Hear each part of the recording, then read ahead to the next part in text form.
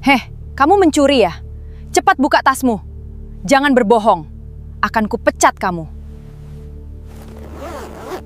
Ya Allah, ternyata kamu adikku yang dulu hilang. Kenapa kamu tidak bilang dari dulu? Aku mencarimu kemana-mana. Sekarang akan kujaga kamu dengan baik. Maafkan aku ya. Dipaksa buka tas supir santri karena curiga mencuri. CEO cantik ini menangis gemetar melihat isinya. Ternyata, halo sahabat, apa kabar kalian semua? Semoga dalam keadaan sehat dan bahagia ya. Sebelum masuk ke ceritanya silahkan absen terlebih dahulu ya. Kalian semua dari daerah mana saja? Jangan lupa juga untuk like dan subscribe video ini agar kalian semua tidak ketinggalan video-video menarik lainnya. Dipecat, diludahi, dan dituduh sebagai maling kotor.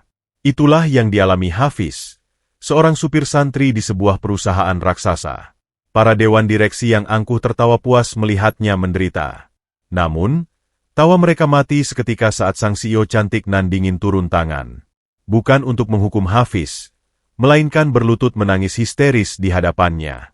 Hari ini, kita akan melihat pembuktian paling epik tahun ini. Jangan skip video ini, karena adegan demi adegan akan membuat darah Anda mendidih sebelum akhirnya terpuaskan oleh keadilan mutlak.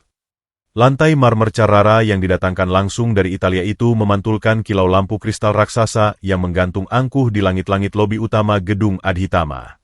Udara dingin dari pendingin ruangan sentral menyapu setiap sudut, membawa aroma pengharum ruangan beraroma lavender yang menjeritkan kemewahan absolut. Di tengah lautan manusia berbalut jas Armani dan gaun sutra yang berlalu lalang dengan langkah tergesa, pemandangan di sudut pilar pualam itu ibarat setitik noda lumpur di atas gaun pengantin yang putih bersih. Di sanalah Hafiz duduk merunduk, melipat tubuhnya sekecil mungkin seolah berusaha menyatu dengan bayangan pilar. Pemuda itu mengenakan kemeja koko berwarna putih yang dulunya mungkin cemerlang, namun kini telah menguning di bagian kerah dan ujung lengan, menyimpan jejak keringat dan debu jalanan yang tak bisa lagi diusir oleh sabun cuci termurah sekalipun. Sebuah peci hitam yang warnanya telah pudar menjadi abu-abu kusam bertengger di kepalanya, dengan benang-benang yang mulai berserabut di ujungnya.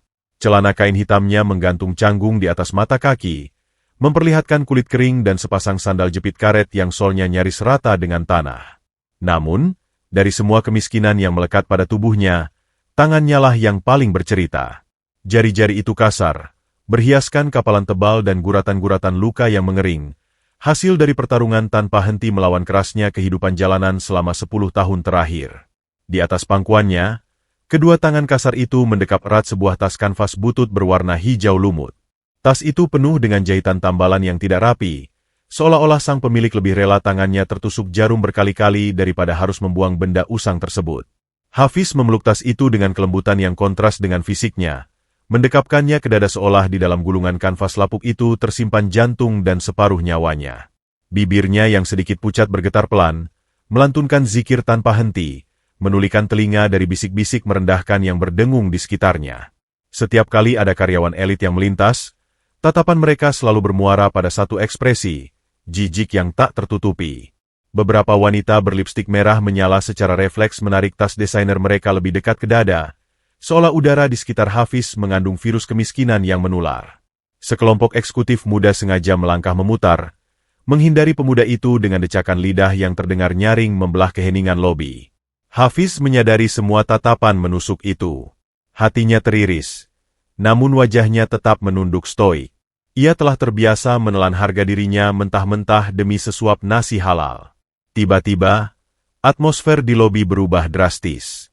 Udara yang semula dingin terasa membeku, dan suara dengung percakapan mati seketika, digantikan oleh ritme ketukan sepatu hak tinggi yang tajam dan berwibawa. Tak, tak, tak. Setiap langkahnya memancarkan dominasi mutlak. Aroma parfum Baccarat Rouge yang manis namun mematikan menyebar ke udara, menundukkan wangi lavender murahan di ruangan itu. Hafiz mengangkat wajahnya perlahan. Matanya yang teduh melebar saat melihat sosok wanita yang berjalan membelah lobi layaknya seorang ratu es. Amanda Adhitama, sang CEO yang ditakuti sekaligus dipuja. Ia mengenakan setelan blazer putih tulang dengan potongan sempurna yang mempertegas keanggunannya, dipadukan dengan sepatu hak tinggi Louboutin bersol merah yang legendaris. Wajahnya cantik tanpa celah, namun rahangnya mengeras, memancarkan aura dingin yang membuat siapapun enggan menatap matanya terlalu lama. Di balik kacamata hitam berbingkai tipisnya, tatapan Amanda lurus ke depan, Tak mempedulikan puluhan karyawan yang menunduk hormat layaknya rakyat jelata menyambut sang penguasa. Saat Amanda berjalan melewati pilar tempat Hafiz berada, embusan angin dari langkah wanita itu menyapa wajah sang pemuda. Pada detik yang sangat singkat itu, waktu seolah berhenti berdetak bagi Hafiz. Ada getaran aneh, sebuah sengatan listrik tak kasat mata yang tiba-tiba meremas jantungnya dengan kejam. Napasnya tercekat, dan keringat dingin merembes di pelipisnya. Aroma parfum itu, siluet wajah dingin itu, ada sesuatu yang terasa begitu familiar. Sebuah memori buram dari masa lalu yang terkunci rapat di dasar benaknya meronta ingin keluar. Hafiz mencengkeram tas kanvasnya semakin kuat hingga buku-buku jarinya memutih, mencoba meredakan debar jantungnya yang menggila. Amanda sama sekali tidak menoleh. Wanita itu terus melangkah menuju lift pribadi VIP, meninggalkan Hafiz yang masih terpaku, tenggelam dalam kebingungan dan rasa sesak yang tak bisa ia jelaskan. Belum sempat Hafiz menata kembali napasnya, sebuah bayangan gelap menutupi cahaya dari atas. Bau kolon menyengat yang murahan menusuk hidung Hafiz, diiringi oleh sebuah tendangan kasar yang mendarat tepat di ujung sandal jepitnya. Hafiz tersentak, mendongak untuk melihat seorang pria bertubuh tegap dengan setelan jas licin dan kumis tipis yang melintang arogan di atas bibirnya. Darmawan, manajer operasional yang terkenal sebagai penjilat nomor 1 di perusahaan itu, berdiri berkacak pinggang dengan wajah memerah menahan jijik. Mata Darmawan menyipit, menelanjangi penampilan Hafiz dari ujung peci pudar hingga sandal jepitnya dengan tatapan merendahkan seolah ia sedang melihat setumpuk kotoran anjing di tengah ruang makan. Darmawan mendengus kasar, suaranya menggelegar memecah kesunyian lobi, menyuruh pemuda itu segera menyingkir karena dianggap mengotori lantai marmer yang baru saja dipoles. Dengan nada yang direndahkan sampai ke titik paling menghina, pria necis itu mengumpat, mempertanyakan mengapa ada gembel bersorban bau selokan yang berani duduk mengemper di lobi perusahaan elit, menuduh bahwa tangan-tangan kotor seperti milik Hafiz pasti gatal setiap kali melihat barang mewah milik orang-orang di sekitarnya. Hafiz menelan ludah, membiarkan rentetan hinaan itu menghujam jantungnya. Ia tidak membalas. Dengan gerakan perlahan, ia bangkit berdiri, menundukkan kepalanya dalam-dalam. Tangannya yang gemetar masih mendekap erat tas kanvasnya. Suaranya keluar dengan tenang, nyaris seperti bisikan, mencoba menjelaskan dengan sangat sopan bahwa dirinya hanyalah supir panggilan yang diminta datang oleh pihak yayasan untuk menggantikan supir yang sedang sakit, dan ia hanya sedang menunggu instruksi lebih lanjut. Penjelasan itu sama sekali tidak memadamkan amarah Darmawan. Pria itu justru tertawa sinis, sebuah tawa kering yang menggema di seluruh lobi, menarik perhatian lebih banyak karyawan yang kini berdiri melingkar, menonton pertunjukan gratis itu dengan tatapan mencemooh. Darmawan meludah sembarangan ke lantai, tepat di dekat ujung kaki Hafiz, sebelum kembali melontarkan makian bahwa perusahaan ini bukanlah panti sosial untuk menampung sampah masyarakat. Ia mengancam akan memanggil pihak keamanan untuk menyeret Hafiz keluar jika pemuda lusuh itu masih berani menampakkan wajahnya di area lobi utama, membiarkan Hafiz menelan hinaan pertama dari serangkaian siksaan batin yang menantinya di gedung pencakar langit ini. Matahari perlahan meninggi, menembus kaca-kaca patri raksasa di lantai 12 gedung adhitama yang dihususkan bagi klien-klien kelas kakap. Ruangan itu bernapas dalam kemewahan absolut, karpet tebal dari bulu domba Selandia Baru meredam setiap langkah, sementara dinding berlapis kayu mahoni memantulkan cahaya keemasan dari lampu gantung bat carat yang harganya setara dengan 3 rumah mewah di kawasan elit Jakarta. Namun, keheningan elegan yang biasanya menyelimuti ruangan itu mendadak robek oleh kepanikan yang menyesakkan dada. Di tengah ruangan lounge VIP, Darmawan berdiri mematung dengan wajah seputih kertas HVS. Keringat sebesar biji jagung meluncur deras dari pelipisnya, merusak tatanan rambut klimisnya yang biasanya pantang berantakan. Jantungnya berdentum brutal menghantam tulang rusuk, memompa darah dingin ke sekujur tubuhnya yang kini gemetar hebat. Sebuah malapetaka baru saja terjadi. Jam tangan Richard Mille bertahtakan berlian murni senilai 5 miliar rupiah milik Tuan Richard, seorang investor tambang raksasa dari benua seberang, telah lenyap dari atas meja kaca tempat sang konglomerat menitipkannya 10 menit yang lalu. Darmawan, yang ditugaskan secara khusus oleh CEO Amanda untuk memastikan kenyamanan sang tamu VIP, telah melakukan kesalahan paling fatal dalam karirnya. Ia sempat meninggalkan meja itu tanpa pengawasan hanya untuk menjawab panggilan telepon pribadi dari selingkuhannya. Kini, kotak bludru merah berlogo emas itu ternganga kosong, memamerkan kekosongan yang seolah menertawakan sisa umur karir Darmawan yang tinggal menghitung detik. Pria licik itu menggigit bibir bawahnya hingga nyaris berdarah. Matanya liar menyapu setiap sudut ruangan, menelusuri sela-sela sofa kulit asli, hingga mengais-ngais bagian bawah meja pualam dengan tangan bergetar, namun nihil. Benda berkilau itu menguap begitu saja. Jika Amanda sampai mengetahui keteledoran ini, jangankan dipecat, karirnya di industri manapun akan tamat, dan tuntutan hukum miliaran rupiah akan menyeretnya ke dalam penjara bawah tanah yang paling lembab. Napas Darmawan semakin memburu, tersengal bagai anjing liar yang terdesak. Otak liciknya mulai berputar dengan kecepatan maksimum, mencari jalan keluar, mencari tumbal yang bisa dilemparkan ke dalam kobaran api amarah Amanda. Tepat pada detik keputusasaan itu, pandangannya menangkap sebuah siluet dari balik kaca pembatas yang menghadap ke lorong penghubung menuju area parkir basement. Di sana, duduk di atas bangku beton yang dingin, tampaklah sosok yang langsung membuat senyum iblis terukir di sudut bibir Darmawan. Sang supir santri lusuh yang beberapa jam lalu ia caci maki di lobi utama. Pemuda itu masih mengenakan kemeja koko menguningnya yang berbau debu dan celana cingkrang yang menampilkan sandal jepit karetnya yang menyedihkan. Hafiz duduk dengan tenang, bibirnya terus merapal zikir tanpa suara, sementara kedua tangannya yang kasar dan penuh kapalan memeluk ratas kanvas butut berwarna hijau lumut seolah itu adalah benda paling berharga di dunia. Kontras antara kilau bayangan berlian miliaran rupiah yang hilang dan kebusukan tas tambalan di pelukan pemuda miskin itu, seketika melahirkan sebuah skenario sempurna di kepala Darmawan. Kambing hitam yang paling masuk akal, yang tak akan mampu membela diri, dan yang kemiskinannya adalah bukti paling nyata bagi sebuah motif kejahatan. Dengan langkah lebar yang dipenuhi tekad culas, Darmawan keluar dari ruangan VIP, sengaja membiarkan pintu terbuka agar beberapa staf keamanan dan karyawan elit yang melintas bisa melihat kepanikannya yang ia buat-buat sedramatis mungkin. Darmawan berlari kecil menyusuri lorong marmer, menarik perhatian puluhan pasang mata. Sambil memegangi kepalanya dengan gaya teatrikal, pria necis itu berteriak histeris, menyuarakan bahwa sebuah perampokan tingkat tinggi baru saja terjadi di dalam gedung ini. Suaranya yang menggelegar dipenuhi nada ketakutan palsu, membuat para karyawan wanita memekik tertahan dan para manajer pria saling berpandangan dengan wajah tegang. Berita tentang hilangnya jam tangan 5 miliar rupiah itu menyebar lebih cepat daripada api yang melahap ilalang kering. Dalam hitungan menit, lorong di dekat area parkir itu mulai disesaki oleh kerumunan karyawan berjas rapi dan bergaun mahal. Mereka semua berbisik-bisik tegang, menciptakan dengungan lebah yang memekakkan telinga. Darmawan membelah kerumunan itu dengan dada dibusungkan. Matanya menatap tajam ke arah Hafiz yang kini perlahan mengangkat kepalanya, kebingungan melihat lautan manusia yang mendadak mengepungnya. Pemuda itu menghentikan zikirnya, mengeratkan pelukannya pada tas bututnya, merasakan firasat buruk yang mulai merayap naik ke tenggorokannya. Tanpa membuang waktu sedetik pun, Darmawan menudingkan jari telunjuknya tepat ke wajah Hafiz. Urat-urat di leher Darmawan menonjol saat ia melontarkan tuduhan dengan suara yang sengaja dikeraskan agar menggema ke seluruh penjuru lorong. Ia mendeklarasikan tanpa ampun bahwa malingnya ada di depan mata mereka semua, berlindung di balik peci pudar dan pakaian sok sucinya. Dengan nada merendahkan yang diolesi bisa ular, Darmawan menghasut kerumunan, membeberkan alur cerita karangannya, bahwa gembel jalanan ini diam-diam menyelinap ke lantai atas saat semua orang lengah, tergiur oleh kilau berlian yang bahkan tidak akan pernah bisa disentuh oleh seluruh silsilah keluarganya yang miskin papa. Hafiz tersentak hebat. Matanya yang teduh membelalak.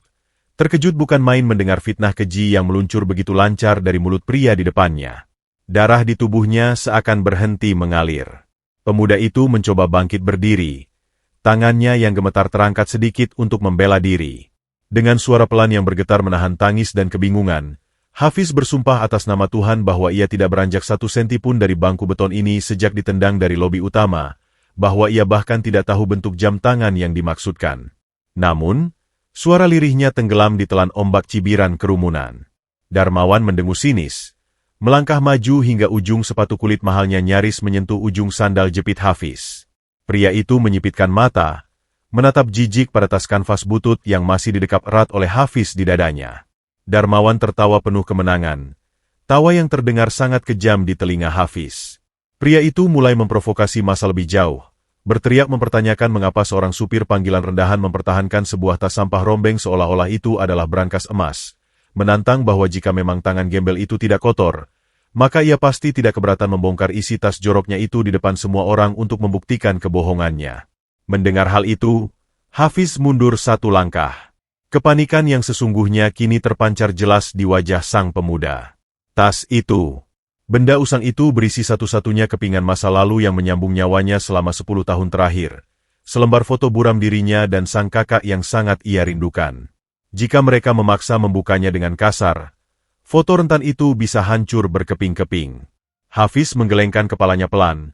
Air mata mulai menggenang di pelupuk matanya yang merah. Ia merengkuh tas itu semakin erat, menolak menyerahkannya. Sebuah tindakan penolakan yang justru di mata kerumunan yang telah diracuni oleh fitnah Darmawan, terlihat seperti sebuah konfirmasi mutlak atas kesalahannya. Api kebencian di lorong mewah itu kini berkobar sempurna, siap membakar Hafiz hidup-hidup dalam tungku penghinaan yang belum pernah ia bayangkan sebelumnya. Suasana di lorong marmer itu tak ubahnya seperti arena gladiator kuno yang haus darah, di mana seekor domba kurus yang terluka parah sedang dikepung oleh sekawanan serigala berjas mahal yang menuntut tontonan penderitaan. Atas satu jentikan jari penuh arogansi dari Darmawan, 3 orang satpam bertubuh gempal langsung menerjang maju Baal Gojo yang beringas. Tangan-tangan kekar mereka mencengkeram lengan kurus Hafiz dengan brutal. Kuku-kuku tebal menembus kain kemeja koko yang sudah lapuk, mencetak memar keunguan di kulit sang pemuda yang langsung meringis menahan sakit yang menyengat.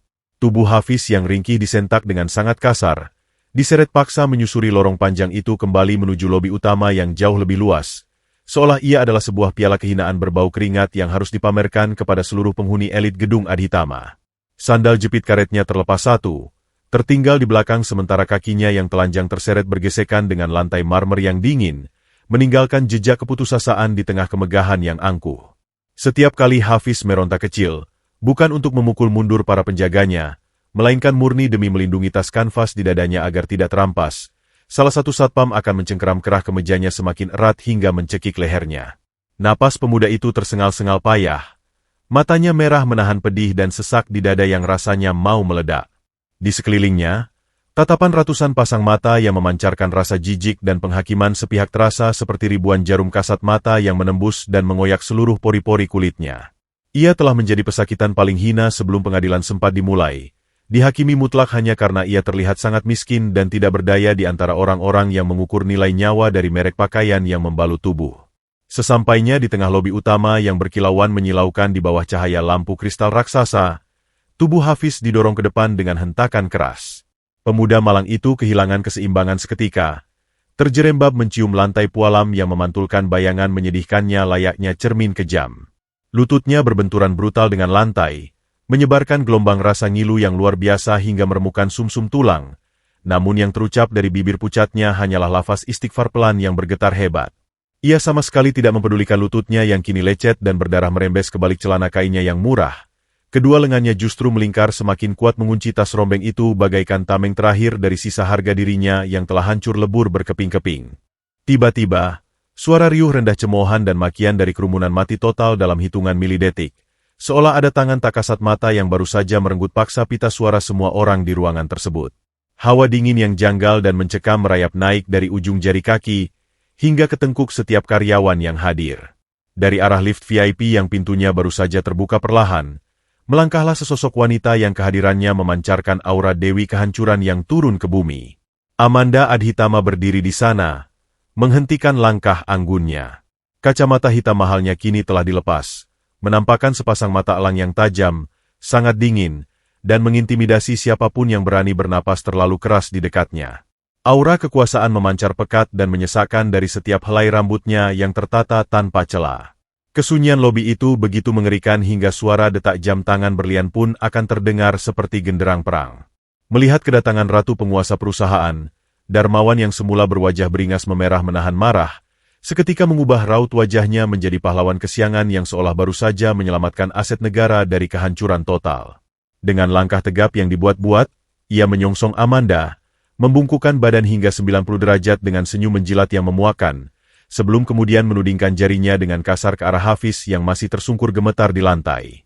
Dengan suara lantang yang dipenuhi racun fitnah, Darmawan melaporkan tanpa ragu bahwa mereka baru saja menangkap basah seekor tikus got yang berani menyelinap dan mencuri jam tangan berlian 5 miliar milik klien VIP mereka. Dan kini tikus kotor yang menjijikan itu sedang menyembunyikan benda sakral tersebut di dalam tas sampah berbau busuk yang terus ia peluk erat-erat layaknya gembel kelaparan. Mendengar laporan bernada tinggi itu, mata tajam Amanda beralih menatap sosok ringkih yang meringkuk di atas lantai marmer kesayangannya. Ada sebuah kerutan samar di dahi wanita cantik itu. Jantung Amanda tiba-tiba berdesir pelan. Sebuah sensasi nyeri tak beralasan yang sama persis seperti yang ia rasakan saat melewati pemuda itu beberapa jam lalu di pilar lobi. Entah mengapa, melihat bahu yang bergetar hebat dan kemeja usang pudar itu, ada seonggok memori usang yang memberontak ingin dikais dari dasar ingatannya yang paling kelam. Namun, logika dingin dan tembok es di hatinya dengan cepat menepis perasaan irasional tersebut. Ia adalah seorang CEO penguasa, bukan pekerja sosial yang mudah luluh oleh air mata buaya dari seorang kriminal rendahan yang mencoba menguras hartanya. Darmawan, yang salah mengartikan diamnya Amanda sebagai kemarahan yang tertahan, merasa harus membuktikan loyalitas dan ketegasannya.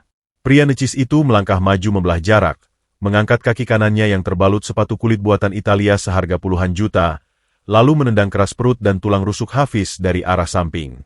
Bunyi benturan tumpul terdengar mengerikan menggema di lobi, disusul oleh pekikan tertahan dari bibir Hafiz yang langsung terbatuk hebat hingga memuntahkan sedikit cairan lambung, memegangi perutnya yang terasa hancur. Tubuh kurus itu meringkuk semakin kecil seperti bayi yang tersiksa kedinginan ekstrim, namun entah dari mana datangnya keajaiban kekuatan itu, kedua tangannya tetap terkunci erat, tak membiarkan tas kanvasnya bergeser 1 senti pun dari dadanya. Darmawan belum puas. Ia membungkuk kasar, meraup dan menjambak rambut Hafiz dari belakang hingga wajah pemuda yang basah oleh air mata itu terdongak paksa, menatap langsung ke arah wajah dingin Amanda yang berdiri menjulang megah di depannya. Keringat dingin bercampur air mata mengalir deras membasahi pipi Hafiz yang kotor. Matanya memancarkan kepedihan murni dan permohonan yang tak terucapkan. Dengan nada paling merendahkan yang pernah tercipta, Darmawan mendesis tajam ke wajah Hafiz, menghardik pemuda itu untuk tidak berlagak suci dengan terus berkomat kamit menyebut nama Tuhan. Sementara tangannya penuh dosa kotor karena berani mencemari gedung elit ini dan mencuri barang yang bahkan jika ia jual seluruh organ tubuhnya pun tidak akan pernah cukup untuk membayarnya. Pria itu menyemburkan ludahnya, menyebut Hafiz sebagai sampah peradaban yang seharusnya mati membusuk di kolong jembatan daripada mencemari udara yang dihirup oleh orang-orang terhormat seperti Amanda. Setiap suku kata beracun yang keluar dari mulut Darmawan adalah belati karatan yang mengoyak sisa-sisa kewarasan Hafiz. Namun sang pemuda hanya bisa menangis dalam diam. Rahangnya terkatup rapat menahan isakan pilu. Ia membalas tatapan Amanda dengan pandangan nanar yang redup. Di mata Hafiz, siluet wanita cantik berwajah dingin tak tersentuh itu seolah mengingatkannya pada senyum hangat, tawa riang, dan pelukan seorang kakak dari 10 tahun silam. Seseorang yang fotonya kini sedang ia lindungi dengan pertaruhan nyawanya di dalam dekapannya. Amanda memalingkan wajah cantiknya sedikit. Entah dari mana asalnya, ia merasa tidak sanggup menatap mata teduh yang dipenuhi lautan penderitaan itu terlalu lama. Ada sesuatu di dalam dadanya yang terasa diremas paksa hingga sesak. Dengan suara dingin yang memecah keheningan bak pedang es yang menghunus udara, Amanda memerintahkan dengan nada mutlak tanpa emosi agar tas sampah itu segera dirampas dan dibuka paksa sekarang juga di hadapannya, untuk membuktikan apakah benar perhiasan 5 miliar miliknya ada di sana. Atau ia harus menyeret pemuda malang ini ke sel isolasi penjara seumur hidupnya malam ini juga. Mendengar titah yang ia tunggu-tunggu itu, senyum Darmawan melebar keji hingga ke telinga. Ia memanggil kedua satpam gempal tadi untuk menginjak dan memegangi kedua lengan Hafiz secara brutal.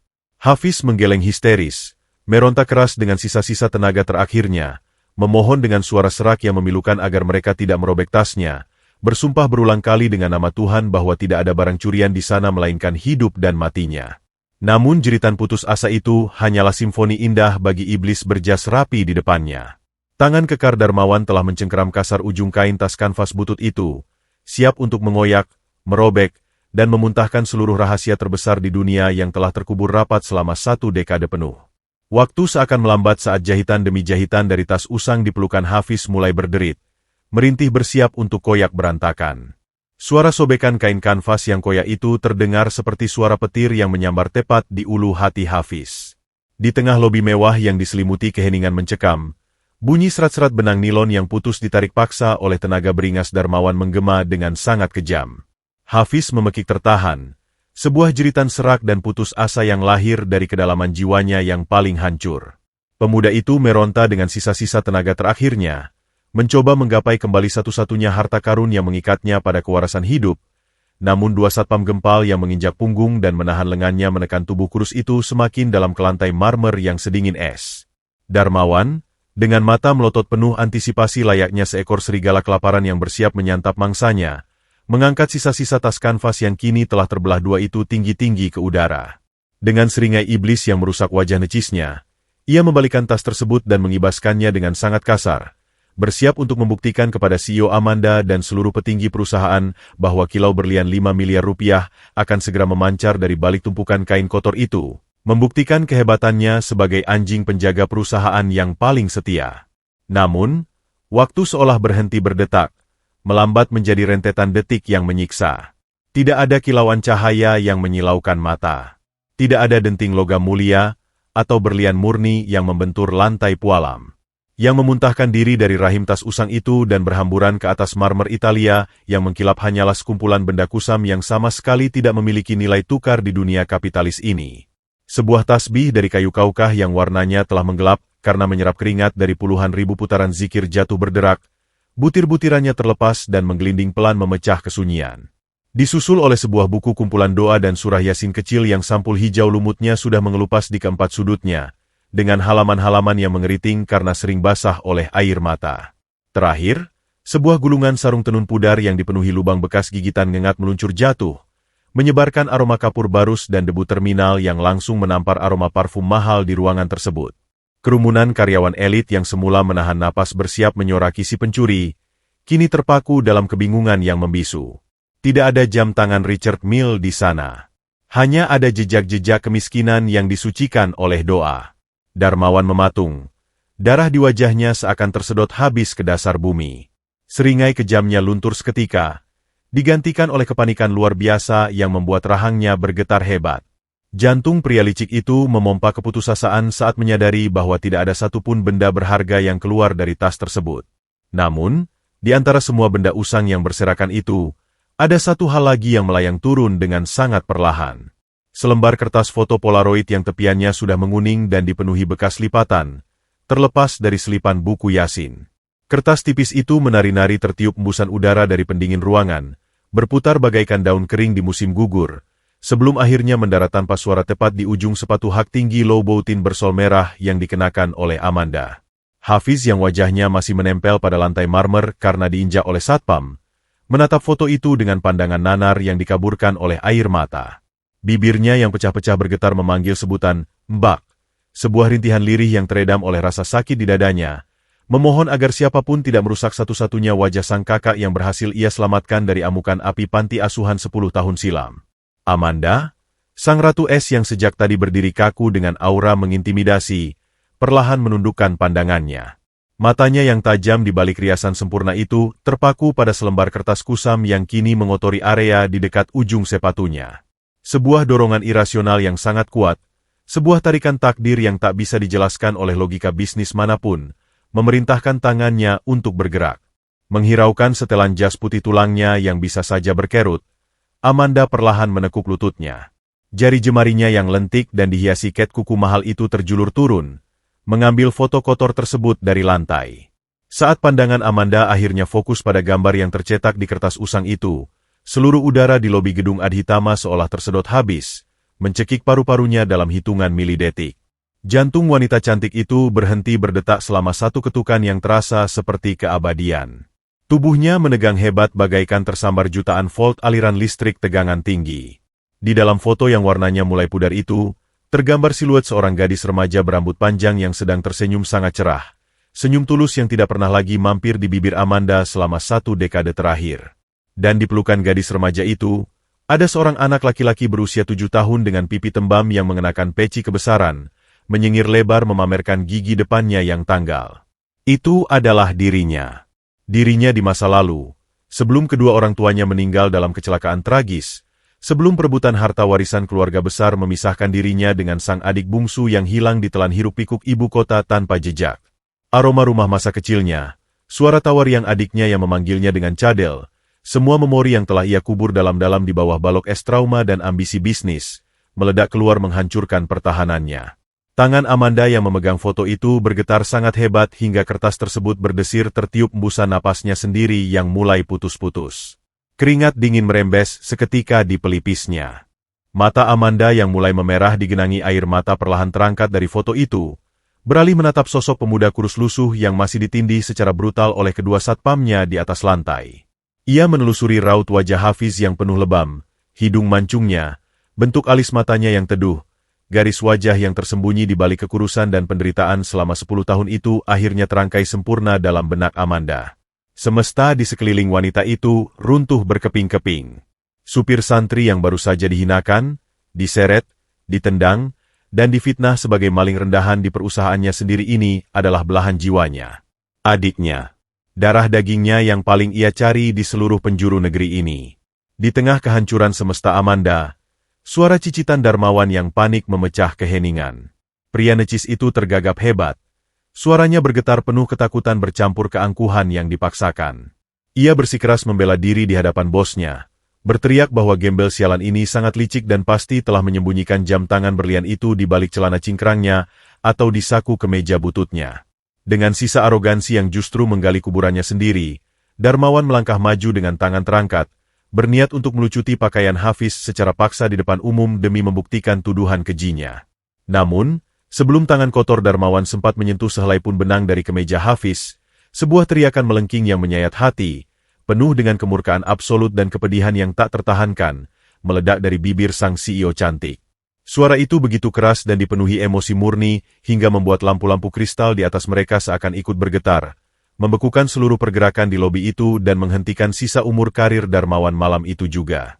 Teriakan melengking itu menyayat udara lobi utama gedung Adhitama bagaikan sembilu yang membelah keheningan absolut. Suara yang lahir dari kombinasi antara kepedihan, kerinduan yang terpendam sedekade lamanya, dan kemurkaan yang tak tertandingi itu membuat seluruh aktivitas di ruangan tersebut membeku seketika. Bahkan jarum jam seolah menolak untuk berdetak. Darmawan yang tangannya nyaris mencengkeram kerah kemeja lusuh Hafiz, tersentak mundur seolah baru saja tersengat aliran listrik ribuan voltase. Pria licik itu mematung dengan mulut ternganga, matanya membelalak ngeri melihat bos besarnya, sang Ratu Es yang tak pernah menunjukkan emosi apapun selain kedinginan kalkulatif, kini berdiri dengan bahu bergetar hebat dan air mata yang merusak riasan mahalnya. Menghiraukan tatapan puluhan pasang mata yang membelalak tak percaya, Amanda mengambil langkah gontai ke depan. Sepatu hak tinggi Louboutin bersol merah yang biasanya melangkah dengan ritme dominasi mutlak, kini terseret pelan, mengkhianati kerapuhan sang pemilik. Dengan gerakan yang menghancurkan seluruh hierarki dan kasta yang selama ini ia bangun, sang CEO cantik itu menjatuhkan dirinya, berlutut tepat di atas lantai marmer yang dingin tanpa mempedulikan rok dari setelan jas putih tulangnya yang kini menyapu debu dan kotoran. Tangannya yang berhiaskan perhiasan bernilai miliaran rupiah terulur dengan gemetar, menepis lengan kedua satpam gempal yang sejak tadi menginjak punggung Hafiz. Dengan suara serak yang dipenuhi amarah bercampur isak tangis, Amanda menghardik kedua algojo bodoh itu, memerintahkan mereka dengan tegas untuk menyingkir dari hadapannya jika masih ingin melihat matahari terbit esok hari. Kedua satpam itu terkesiap ngeri, buru-buru melepaskan cengkeraman mereka dan mundur tersandung dengan wajah pucat pasi. Hafiz yang kini terbebas dari siksaan beringas, terbatuk pelan, berusaha mengangkat tubuh ringkihnya yang penuh memar. Ia belum sepenuhnya memproses apa yang sedang terjadi. Namun, sebelum ia sempat memungut napasnya yang tercecer, sepasang tangan yang lembut, dingin, dan beraroma parfum bacarat yang manis merengkuh wajah kotornya. Ibu jari Amanda mengusap jejak debu, air mata, dan darah kering di sudut bibir pemuda itu dengan kelembutan yang menyayat hati. Mata elang sang CEO kini menatap langsung ke dalam netra teduh Hafiz, mencari-cari sisa bayangan bocah lelaki berpipi tembam dari 10 tahun silam di balik garis rahang yang kini menegang karena kerasnya siksaan jalanan. Tangis Amanda akhirnya pecah tak terbendung. Suaranya bergetar hebat saat ia menyebut sebuah nama kecil, memanggil Hafiz dengan panggilan sayang masa kecil yang hanya diketahui oleh keluarga inti mereka, mempertanyakan dengan nada yang memilukan dari mana saja adiknya itu selama 10 tahun masa pencariannya yang dipenuhi rintihan keputusasaan. Mendengar panggilan rahasia yang sudah 1 dekade lamanya terkubur bersama abu memori panti asuhannya yang terbakar, mata Hafiz melebar sempurna. Jantungnya berdetak sekeras genderang perang, menghantam rongga dadanya tanpa ampun. Pemuda itu menatap lekat-lekat wajah cantik yang basah oleh air mata di depannya, mencocokkannya dengan senyum hangat seorang gadis remaja di dalam foto Polaroid yang kini tergeletak bisu di lantai. Sebuah dinding penderitaan yang kokoh di dalam batin Hafiz runtuh seketika. Pertahanan stoknya hancur lebur berkeping-keping. Dengan bibir yang bergetar hebat dan napas yang tersengal pilu, ia membalas panggilan itu, menyebut kata sebutan khusus untuk sang kakak dengan suara lirih yang meremukkan hati siapapun yang mendengarnya. Tanpa peduli pada perbedaan kasta visual mereka yang ekstrim, antara kemeja koko pudar berbau keringat jalanan dan jas desainer berharga ratusan juta, Amanda menabrakkan tubuhnya, memeluk sang adik dengan sangat erat seolah takut dunia yang kejam akan merenggutnya kembali. Tangis histeris sang CEO pecah menggema di seluruh lobi, meruntuhkan seluruh menara keangkuhannya, sementara Hafiz membalas pelukan itu dengan tubuh bergetar, menumpahkan segala siksaan batinnya di pundak sang kakak yang selama ini ia kira telah hilang di telan semesta. Di sisi lain, pemandangan luar biasa penuh emosi itu menjadi palu godam yang menghancurkan tengkorak Darmawan. Jantung manajer operasional itu seakan merosot hingga ke telapak kakinya, meninggalkan sensasi dingin yang mematikan merayapi tulang punggungnya. Lututnya seketika kehilangan fungsi, membuatnya terhuyung mundur hingga punggungnya menabrak pilar. Keringat dingin sebesar biji jagung membanjiri wajahnya yang kini seputih kain kafan. Pria yang beberapa menit lalu bertingkah bak dewa penghukum yang sombong itu akhirnya menyadari dosa terbesarnya. Ia baru saja memaki, menendang, meludahi, dan memfitnah adik kandung sekaligus pewaris sah dari kekaisaran bisnis Adhitama yang gedungnya sedang ia pijak saat ini. Amanda perlahan melepaskan pelukannya yang posesif, menatap wajah adiknya yang lebam dengan tatapan hancur dan terluka, sebelum kemudian ia memutar tubuhnya perlahan menghadap Darmawan. Aura kesedihan di wajah wanita itu menguap dalam hitungan milidetik, tergantikan oleh kemurkaan absolut bagaikan Dewi Neraka yang siap mencabut nyawa pendosanya. Matanya yang merah menyala menatap pria necis itu dengan kebencian murni yang membekukan darah. Dengan suara sedingin es yang mengiris udara seperti belati perak, Amanda mengumumkan kepada seluruh karyawan yang berdiri membeku bak patung bahwa pemuda yang baru saja mereka hina dan injak-injak ini bukanlah pencuri menjijikan, melainkan darah daging keluarga Adhitama. Adik kandungnya yang selama ini ia cari dengan seluruh kekayaan dan kekuasaan yang ia miliki. Setiap suku kata yang meluncur tajam dari bibir Amanda adalah vonis mati tanpa ampun bagi karir dan hidup Darmawan. Wanita itu melangkah maju memangkas jarak, menuding wajah Darmawan yang kini bergetar ketakutan hingga pria culas itu jatuh berlutut memohon ampun sambil meratap histeris mencium lantai. Namun Amanda tidak memiliki setetes pun empati tersisa untuk iblis berjas rapi itu. Dengan nada absolut yang menggema menembus dinding marmer, Amanda memecat Darmawan secara tidak hormat detik itu juga. Tanpa memberi jeda untuk bernapas, ia menitahkan pihak keamanan, yang kini gemetar ketakutan, untuk segera menyeret mantan manajer itu ke kepolisian atas tuduhan fitnah keji, penganiayaan fisik terencana, dan pencemaran nama baik, memastikan bahwa pria itu akan membusuk di balik jeruji besi berjamur hingga sisa umurnya habis. Tepat saat Darmawan diseret menjauh dengan raungan penyesalan yang memekakan telinga layaknya babi yang disembelih, sebuah keributan kecil memecah ketegangan dari arah lift VIP. Asisten pribadi Tuan Richard sang konglomerat berlari tergopoh-gopoh menembus kerumunan, membawa napas yang tersengal payah. Dengan panik memohon ampunan, asisten itu mengumumkan bahwa jam tangan berlian seharga 5 miliar tersebut sama sekali tidak hilang atau dicuri oleh siapapun, melainkan murni keteledoran tuannya yang tanpa sadar memasukkan jam tersebut ke dalam saku jas dalamnya saat hendak pergi ke kamar kecil. Pengumuman itu menjadi pukulan terakhir yang menghancurkan sisa-sisa harga diri kerumunan karyawan elit yang sempat ikut menuduh dan mencibir Hafiz. Mereka semua serempak menundukkan kepala dalam-dalam, dihinggapi rasa malu, pucat, dan penyesalan yang tak terlukiskan karena telah menelan mentah-mentah hasutan murahan dari seorang manajer arogan. Mengabaikan kerumunan yang kini memancarkan aura penyesalan pekat, Amanda kembali menunduk di dekat Hafiz. Dengan tangannya yang masih gemetar namun penuh kasih sayang mutlak, ia memungut foto Polaroid usang, buku Yasin lecek, dan tasbih kayu dari lantai marmer, menyeka debu dari benda-benda kusam itu lalu menyimpannya dengan sangat hati-hati ke pelukannya seolah itu adalah mahkota kerajaan paling berharga di dunia. Ia merangkul erat bahu adiknya yang kurus, membantu pemuda itu berdiri tegak dengan penuh kelembutan. Di bawah kilauan lampu kristal dan tatapan penuh penyesalan dari ratusan pegawainya, sang Ratu Es yang kini telah menemukan kembali kehangatan jiwanya, membimbing sang supir santri berjalan menyusuri lobi. Keduanya melangkah perlahan masuk ke dalam lift VIP berdinding kaca emas, menutup pintu dari masa lalu yang kelam, dan melesat naik menyongsong kehidupan penuh keadilan yang telah lama menanti mereka di puncak. Roda kehidupan adalah sebuah mesin waktu yang berputar dengan keadilan mutlak, menggilas mereka yang angkuh dan mengangkat mereka yang terbuang ke tempat yang selayaknya. 30 hari telah berlalu sejak insiden yang menggetarkan fondasi gedung Adhitama, dan waktu telah melukiskan takdir yang berlawanan arah bagi dua anak manusia.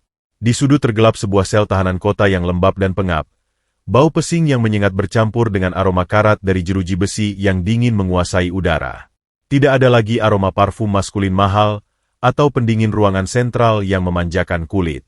Di atas lantai semen yang retak dan berlumut, Darmawan duduk memeluk lututnya yang gemetar. Pria yang dulunya berjalan membusungkan dada dengan setelan jas licin buatan Italia itu kini hanya terbalut seragam tahanan berwarna oranye kusam yang kainnya kasar dan membuat kulitnya gatal berdarah.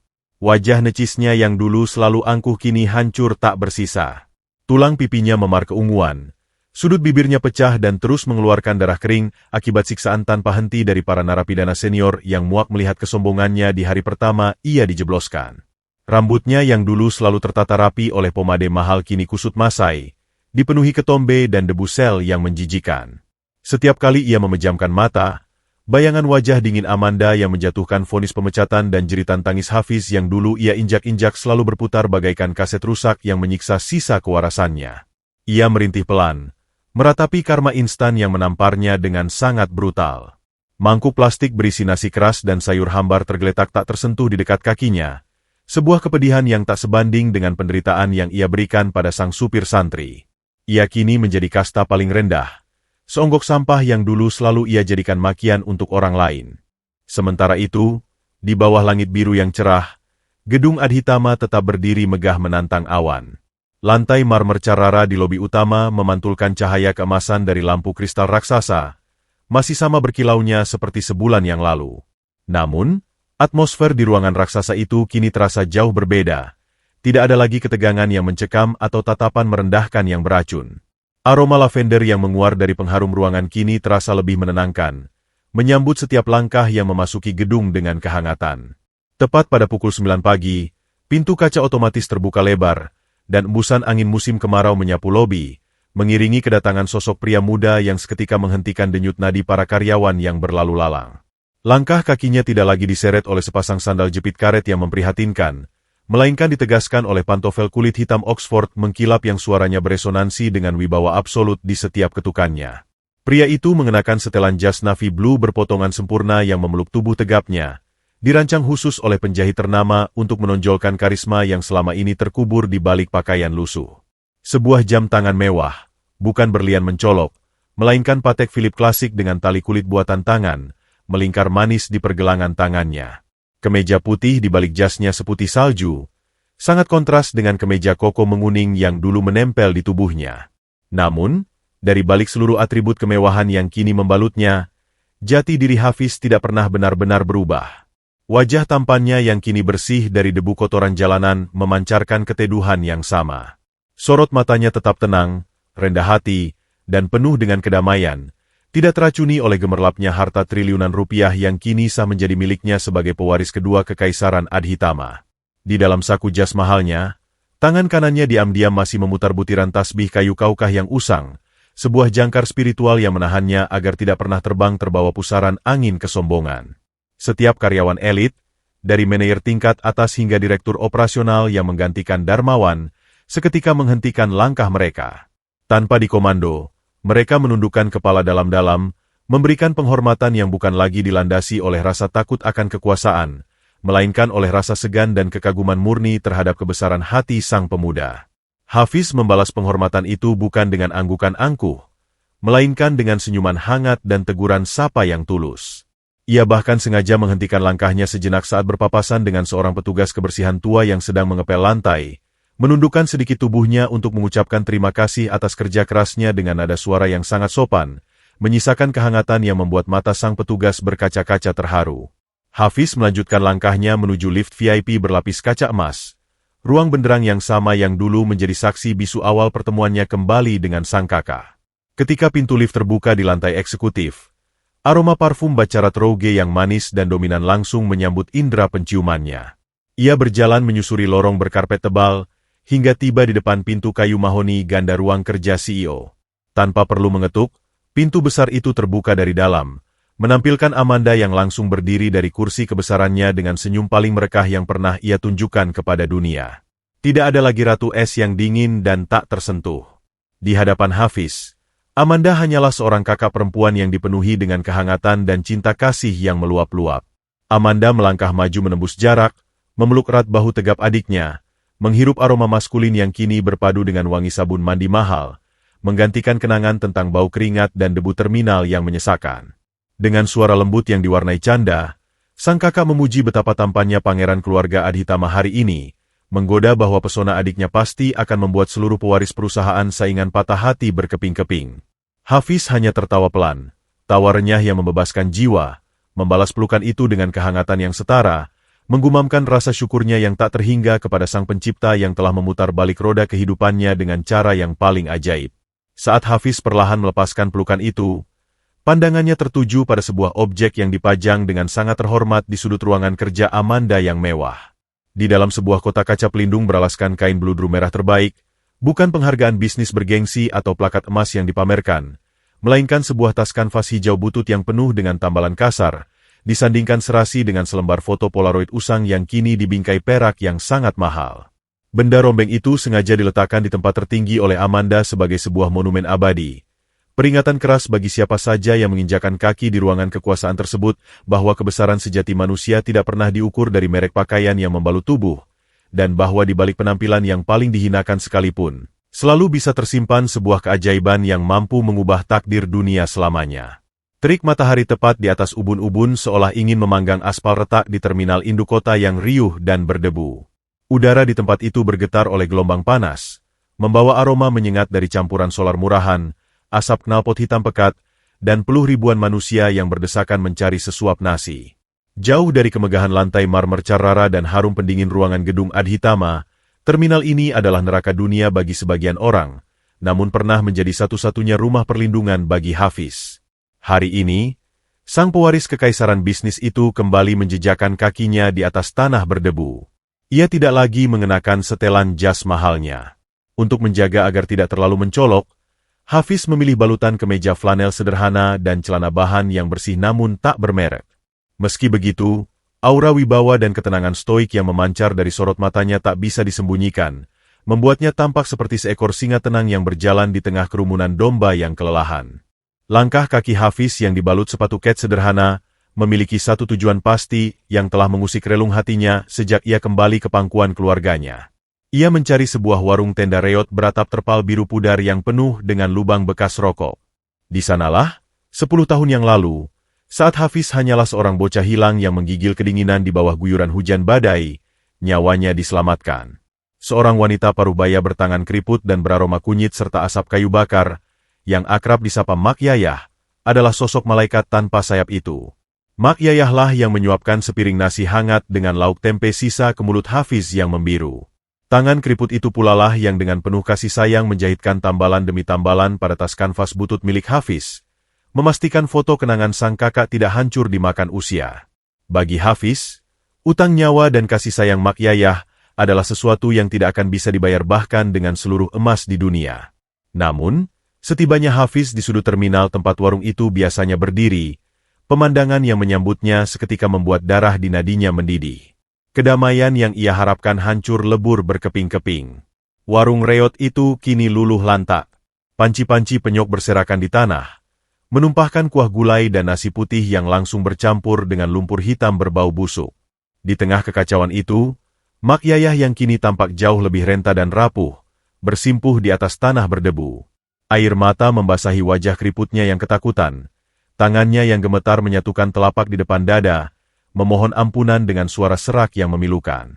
Di hadapannya, berdiri menjulang seorang pria tambun dengan kemeja kancing terbuka yang memamerkan kalung emas imitasi sebesar rantai kapal. Juragan Mamat, sang lintah darat terminal yang terkenal berhati iblis, menatap wanita tua itu dengan seringai menjijikan, menghembuskan asap rokok murahan tepat ke wajah Mak Yayah yang terbatuk-batuk. Dengan suara parau yang terdengar seperti gesekan kaleng berkarat, Juragan Mamat menggelegar membelah kebisingan terminal, menghardik Mak Yayah tanpa sisa-sisa kemanusiaan. Ia memaki wanita tua itu sebagai tumpukan sampah kadaluarsa yang tidak tahu diri, menuntut pelunasan utang berbunga gila-gilaan yang jumlahnya membengkak 10 kali lipat dari pinjaman asalnya. Juragan Mamat menendang kasar sebuah baskom plastik hingga pecah berkeping-keping di dekat wajah Mak Yayah, menyemburkan kata-kata beracun bahwa jika hari ini uang 50 juta rupiah itu tidak ada di tangannya, ia akan menjual organ tubuh wanita tua itu atau membiarkannya membusuk di penjara bawah tanah. Menganggap warung kecil itu hanyalah penyakit kudis yang merusak pemandangan wilayah kekuasaannya. Melihat wanita yang pernah menyelamatkan nyawanya dihina dan diinjak-injak harga dirinya layaknya binatang buas merobek mangsanya, ketenangan di wajah Hafiz mengeras menjadi sebongkah baja dingin. Jantungnya berdetak dalam ritme kemurkaan absolut. Saat kaki besar berbalut sepatu lars kotor milik juragan Mamat kembali terangkat, berniat untuk menendang dada Mak Yayah yang meringkuk pasrah, sebuah tangan kekar melesat menembus udara dan mencengkeram pergelangan kaki pria tambun itu di udara bagaikan cengkeraman tang besi raksasa. Hentakan itu begitu kuat hingga tubuh besar Mamat kehilangan keseimbangan dan nyaris terjengkang ke belakang jika ia tidak cepat-cepat berpegangan pada tiang bambu warung. Juragan Mamat membelalakan matanya yang merah, menatap berang pada sosok pemuda berpakaian sederhana yang berani-beraninya mencampuri urusannya. Dengan napas memburu dan bau alkohol murah yang menguar dari mulutnya, sang lintah darat meludah ke arah kaki Hafiz, merendahkan sang pemuda dengan sebutan pahlawan kesiangan gembel yang mencari mati. Ia menantang Hafiz dengan nada sarkas yang memekakan telinga, mempertanyakan apakah pemuda ingusan ini punya cukup uang untuk membayar nyawa wanita tua itu, atau justru ingin ikut dikubur hidup-hidup di bawah aspal terminal bersamanya. Mamat tertawa terbahak-bahak. Tawa serak yang diiringi oleh seringai meremehkan dari 3 orang preman anak buahnya yang kini mulai mengepung Hafiz dengan balok kayu di tangan mereka. Hafiz sama sekali tidak gentar. Ia tidak berteriak. Tidak pula membalas makian itu dengan emosi meledak-ledak. Pemuda itu hanya berdiri tegak, matanya yang teduh menajam, memancarkan aura penguasa yang membuat udara di sekitar mereka tiba-tiba terasa mencekik paru-paru. Dengan gerakan yang sangat tenang yang mengerikan sebelum datangnya badai, Hafiz merogoh saku kemejanya. Ia menekan satu tombol di ponsel pintarnya. Tidak sampai 10 detik berlalu, raungan sirene memecah kebisingan terminal, disusul oleh decit rem dari 4 mobil SUV hitam pekat yang berhenti mengepung area warung secara presisi. Dari dalam mobil-mobil itu, berhamburan belasan pria bertubuh tegap dengan setelan jas hitam rapi bersenjata lengkap, serta 2 orang aparat kepolisian berpangkat tinggi yang langsung memberikan hormat sempurna kepada Hafiz, memanggilnya dengan sebutan Tuan Muda Adhitama. Wajah juragan Mamat yang semula merah padam oleh amarah, seketika memucat layaknya disiram seember es dari kutub utara. Tawa sumbangnya mati di tenggorokan. Matanya melotot horor melihat pria-pria berjas elit itu dengan sigap melumpuhkan ketiga preman bayarannya dalam hitungan detik tanpa perlawanan berarti. Salah satu asisten pribadi Hafiz maju membawa koper besi dan setumpuk dokumen legal, membacakan dengan suara lantang bahwa seluruh lahan terminal ini, dari ujung utara hingga selatan, baru saja diakuisisi secara tunai oleh Adhitama Group 1 jam yang lalu. Lebih mematikan lagi, dokumen itu membuktikan rentetan kejahatan pemerasan dan penipuan yang dilakukan Mamat selama bertahun-tahun, yang kini menjadi tiket emasnya menuju jeruji besi. Hafiz menatap tajam ke arah Mamat yang kini lututnya bergetar hebat hingga ngompol di celana. Dengan suara sedingin es yang membelah udara berdebu, Hafiz menjatuhkan vonisnya, memerintahkan aparat untuk menyeret lintah darat menjijikan itu ke sel yang paling gelap, memastikan pria yang berani menyentuh sehelai rambut Mak Yayah tidak akan pernah lagi melihat cahaya matahari. Ratapan ampun dan tangisan histeris Mamat saat diseret secara kasar oleh aparat tidak sedikit pun menggerakkan hati Hafiz. Keadilan telah ditegakkan dengan sangat brutal dan absolut. Mengabaikan debu terminal dan tatapan syok dari warga yang berkerumun, Hafiz segera berlutut di tanah berlumpur. Ia merengkuh tubuh ringkih Mak Yayah ke dalam pelukannya yang hangat dan aman. Wanita tua itu bergetar hebat. Air mata membasahi kemeja flanel Hafiz saat ia mencoba mengenali sosok pemuda tampan yang memiliki wibawa sebesar raja ini. Ketika Hafiz dengan suara bergetar lembut memanggilnya, Mak, dan menyebutkan tentang bocah kurus bertas kanvas hijau 10 tahun lalu, tangis Mak Yayah pecah melengking menembus langit. Ia memeluk erat wajah Hafiz, menciumi pipinya dengan rindu dan syukur yang tak terhingga. Hari itu, di tengah puing-puing warung yang hancur, Hafiz tidak hanya memberikan keadilan, tetapi ia menghadiahkan sebuah restoran mewah bertingkat 3 di pusat kota yang telah diubah namanya menjadi Warung Mak Yayah, menjamin bahwa sang malaikat terminal tidak akan pernah lagi meneteskan air mata penderitaan di sisa umurnya. Malam itu, Grand Ballroom Hotel Ritz-Carlton disulap menjadi lautan kemewahan yang membutakan mata. Lampu gantung kristal Swarovski raksasa yang didatangkan langsung dari Austria memancarkan cahaya keemasan, memantul pada deretan gaun sutra, perhiasan berlian murni, dan jam tangan miliaran rupiah yang dikenakan oleh para tamu undangan. Pesta tahunan konglomerat Nusantara ini adalah puncak rantai makanan dunia kapitalis, tempat di mana triliunan rupiah diputuskan hanya lewat denting gelas sampanye Dom Perignon dan tawa palsu yang menggema di udara beraroma parfum Nietzsche bernilai ratusan juta. Di tempat ini, Nilai seorang manusia tidak diukur dari kebaikan hatinya, melainkan dari berapa digit angka yang tercetak di rekening bank Swiss miliknya. Namun, di tengah harmoni kesombongan yang sempurna itu, pintu utama dari kayu mahoni berukir terbuka, menghadirkan sebuah anomali visual yang seketika merusak pemandangan. Alih-alih mengenakan setelan jas bespoke atau tuxedo mahal, sosok yang baru saja melangkah masuk itu hanya berbalut kemeja putih lengan panjang yang tampak lembab di bagian bahu, dipadukan dengan celana bahan hitam polos yang basah hingga sebatas betis. Sepasang sepatu kets kanvas yang warnanya sudah memudar melengkapi penampilannya yang sangat jauh dari kata pantas untuk sebuah acara sekelas ini. Itu adalah Hafiz. 1 jam sebelum acara dimulai, hujan badai mendadak mengguyur ibu kota. Dalam perjalanannya menuju hotel dengan berjalan kaki sejenak dari area parkir untuk mencari udara segar, pandangan Hafiz terpaku pada seorang kakek pemulung yang meringkuk kedinginan di bawah kolong jembatan. Bibirnya membiru menahan hipotermia. Tanpa berpikir 2 kali, Hafiz melepaskan jas Oxford mahalnya, membungkus tubuh gemetar sang kakek dengan kehangatan wol terbaik, bahkan meninggalkan payungnya di sana. Ia rela menembus sisa gerimis dengan kemeja tipisnya. Udara dingin dari pendingin ruangan ballroom kini menusuk pori-pori kulitnya yang lembab, membuat bulu kuduknya meremang. Namun, hati pemuda itu terasa sangat hangat. Tangannya yang masih kasar dan berkapalan merogoh saku celana, memutar butiran tasbih kaukahnya dalam diam, bersiap mencari sang kakak, Amanda, yang memintanya hadir malam ini untuk diperkenalkan secara resmi kepada jajaran direksi rahasia. Kehadiran Hafiz seketika menjadi racun yang menghentikan musik orkestra di kepala para tamu elit. Tawa elegan yang semula mengudara mendadak mati, digantikan oleh dengungan bisik-bisik tajam yang merendahkan. Puluhan pasang mata memindai tubuh Hafiz dari ujung rambut, hingga ujung sepatu ketsnya yang meninggalkan jejak air tipis di atas karpet Persia seharga miliaran rupiah. Para sosialita bergaun punggung terbuka buru-buru menarik langkah mundur, menutupi hidung mereka dengan kipas berbulu angsa seolah pemuda berpakaian basah itu membawa virus kusta yang menular. Tatapan mereka memancarkan satu frekuensi yang sama, jijik mutlak yang tak tertutupi. Dari kerumunan di dekat menara sampanye, melangkahlah sesosok pria paruh baya dengan perut buncit yang dibalut tuxedo Armani sutra hitam. Surya Kusuma. Ia adalah salah satu dewan direksi senior di Adhitama Group yang malam ini berencana menggalang kekuatan untuk melengsarkan Amanda dari kursi CEO. Surya terkenal sebagai pria berhati ular yang mengukur kehormatan dari seberapa banyak saingannya yang bisa ia hancurkan. Di tangannya, sebuah gelas kristal berisi anggur merah bordu bergoyang pelan. Matanya yang licik menyipit, menatap Hafiz dengan senyum miring yang memuakan, seolah ia baru saja menemukan sebuah lelucon kotor yang tidak sengaja masuk ke ruang tamunya. Surya sama sekali tidak mengetahui identitas asli pemuda itu, karena Amanda sengaja merahasiakan wajah adiknya dari publik untuk kejutan puncak malam ini. Surya melangkah membelah kerumunan, berdiri tepat di hadapan Hafiz yang tengah mengusap air hujan dari pelipisnya.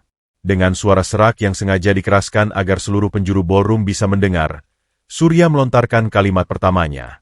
Ia menginterogasi Hafiz dengan nada sarkas yang diolesi racun, bertanya apakah panitia acara malam ini sudah sangat putus asa hingga menyewa gelandangan stasiun untuk menjadi badut pesta, atau apakah pihak keamanan hotel sedang tidur sehingga membiarkan tikus got basah menyelinap masuk mencari sisa-sisa makanan di tempat sampah.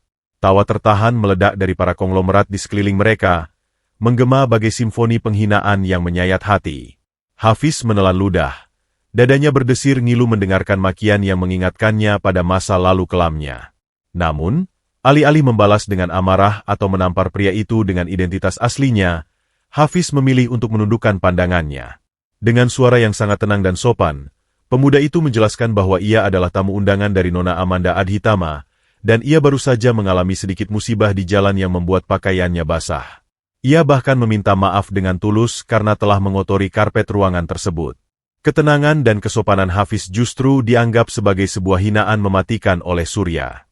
Pria arogan itu tidak bisa menerima bahwa seorang gembel basah berani menatap dan berbicara dengan nada yang begitu stabil di hadapannya. Rahang Surya mengeras. Emosinya mendidih melihat tidak adanya ketakutan di mata teduh pemuda itu. Dengan gerakan kilat yang penuh kedengkian, Surya memiringkan gelas kristalnya, menumpahkan seluruh isi anggur merah marun itu tepat ke dada Hafiz. Cairan pekat itu merembes cepat, menodai kemeja putih sang pemuda dengan bercak merah yang tampak seperti darah segar, menciptakan kontras yang mengerikan di bawah cahaya lampu kristal. Pekikan kaget terdengar dari beberapa tamu wanita, Namun Surya justru tertawa menggelegar. Tawa iblis yang memamerkan deretan giginya yang menguning karena cerutu. Pria itu menunjuk noda anggur di kemeja Hafiz, merendahkan pemuda itu dengan mengatakan bahwa kemeja murahan yang berbau kemiskinan itu kini telah naik harganya karena ketumpahan anggur yang harganya jauh lebih mahal dari nyawa seluruh anggota keluarga Hafiz. Surya meludah ke samping karpet, menyebut Hafiz sebagai belatung menjijikan yang sedang berhalusinasi mengklaim dirinya sebagai tamu kehormatan CEO Adhitama, menganggapnya sebagai penipu rendahan yang mencoba merampok para tamu. Hafiz mematung. Anggur merah yang dingin itu meresap hingga ke kulit dadanya, menyisakan lengket dan aroma alkohol yang sangat ia benci. Jantungnya berdetak kencang. Tangannya yang berada di dalam saku mengepal kuat hingga buku-buku jarinya memutih, berusaha meredam letupan emosi manusiawinya dengan merapal lafaz istighfar tiada henti. Ia tidak melawan secara fisik. Ia membiarkan penghinaan itu menghujaninya, menyerap segala bisa beracun yang disemburkan oleh pria paruh baya di depannya. Melihat mangsanya hanya dia membatu, arogansi Surya memuncak hingga menyentuh ubun-ubun. Dengan urat leher yang menonjol, ia memanggil 4 orang petugas keamanan hotel bertubuh kekar yang sedari tadi berjaga di dekat pintu.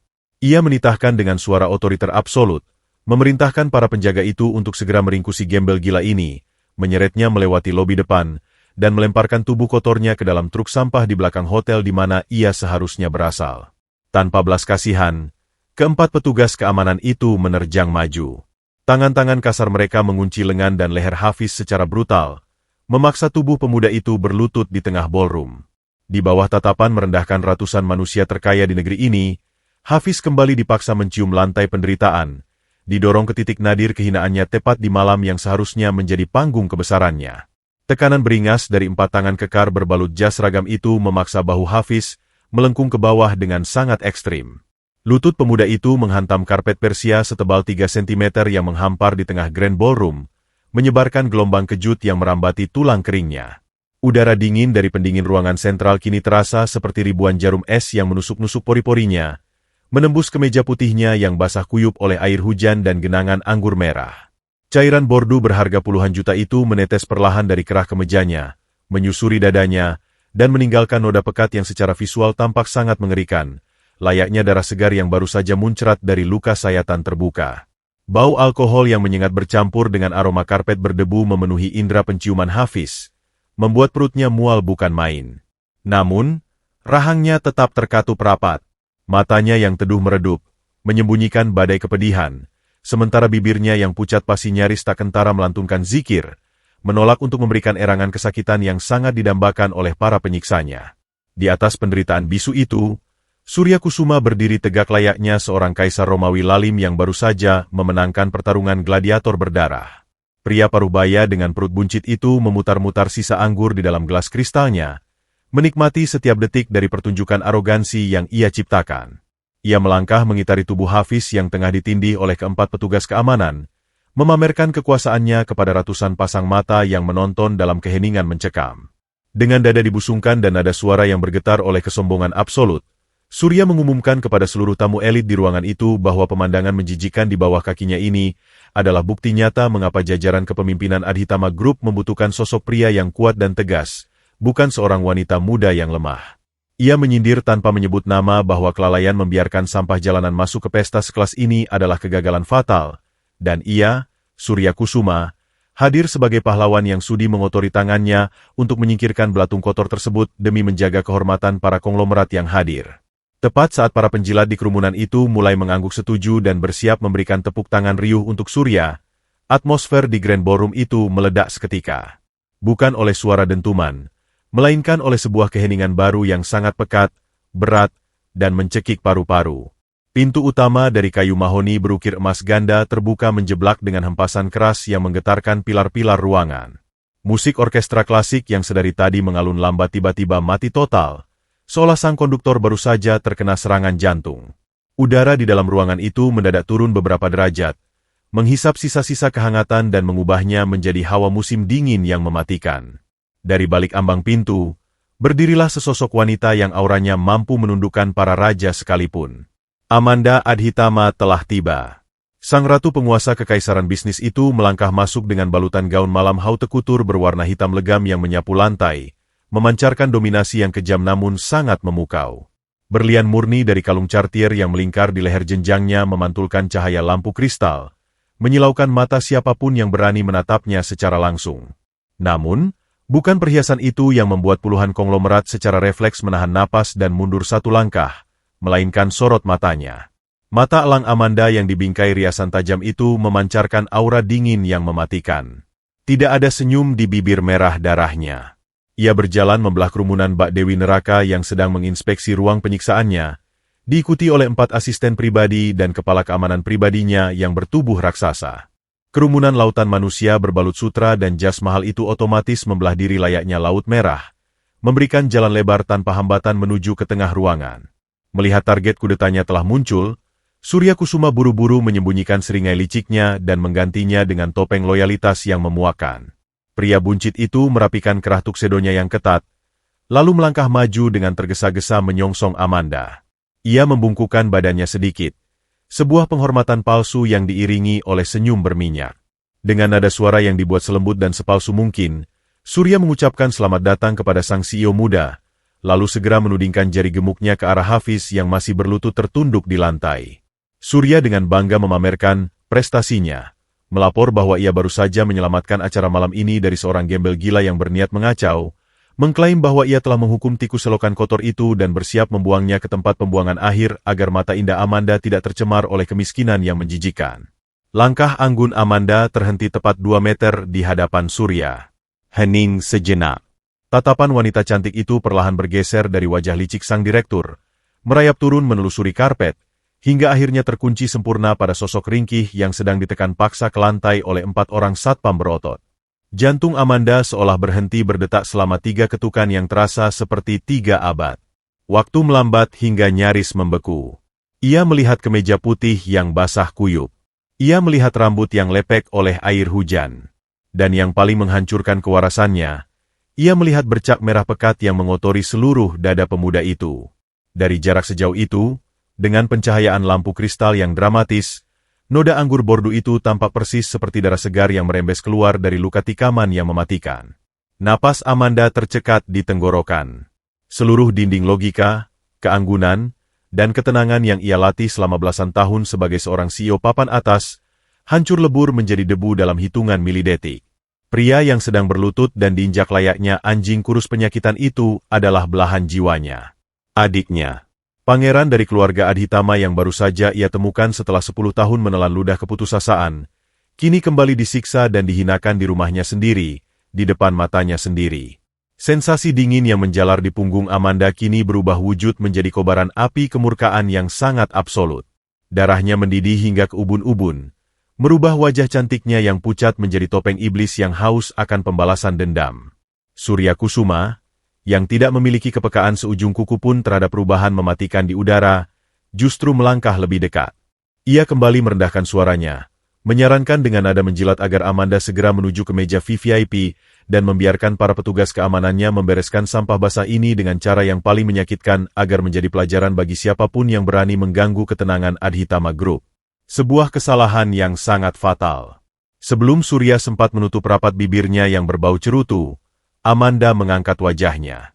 Sorot mata yang tadinya dipenuhi kepanikan kini telah menjelma menjadi pedang es yang siap memenggal kepala. Dengan gerakan yang terlalu cepat untuk ditangkap oleh mata, Amanda mengayunkan tangan kanannya dengan kekuatan penuh. Bunyi tamparan keras bergema menggelegar ke seluruh penjuru Grand Ballroom, menampar pipi Surya Kusuma dengan sangat brutal hingga pria parubaya itu terhuyung mundur beberapa langkah, menabrak meja koktail hingga gelas-gelas kristal berjatuhan dan hancur berkeping-keping di lantai. Ruangan itu menjerit dalam keterkejutan yang membisu.